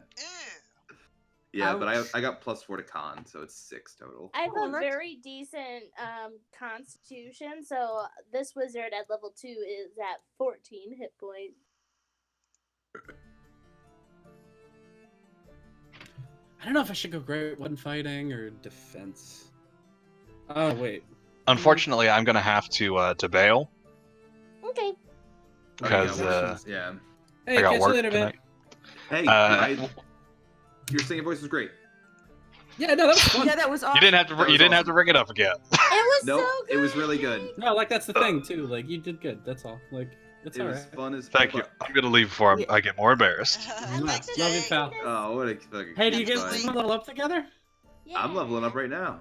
Yeah. I'm leveling up, right? Yeah. Yeah. Yep. I think I'm picking Yeah. protection because there was a point in that fight where I wanted to stop Bruegel from getting hit, and I couldn't because I didn't have it. Makes sense? Yeah, that's actually really good because I was actually like looking at that too, and I'm like, You are gonna be whole fucking the whole campaign, thing, right? the whole dang thing. Like I was thinking I'm probably gonna take Sentinel at some point too. 'Cause I've never really done that, and that could be fun. I think Not a lot. I don't get a whole lot on level 2. I get key points. Neither do Hell I. yeah. I get. kind of just hit points on a fighting style. I mean, I do get big. Ooh, I get 2 more spells. I did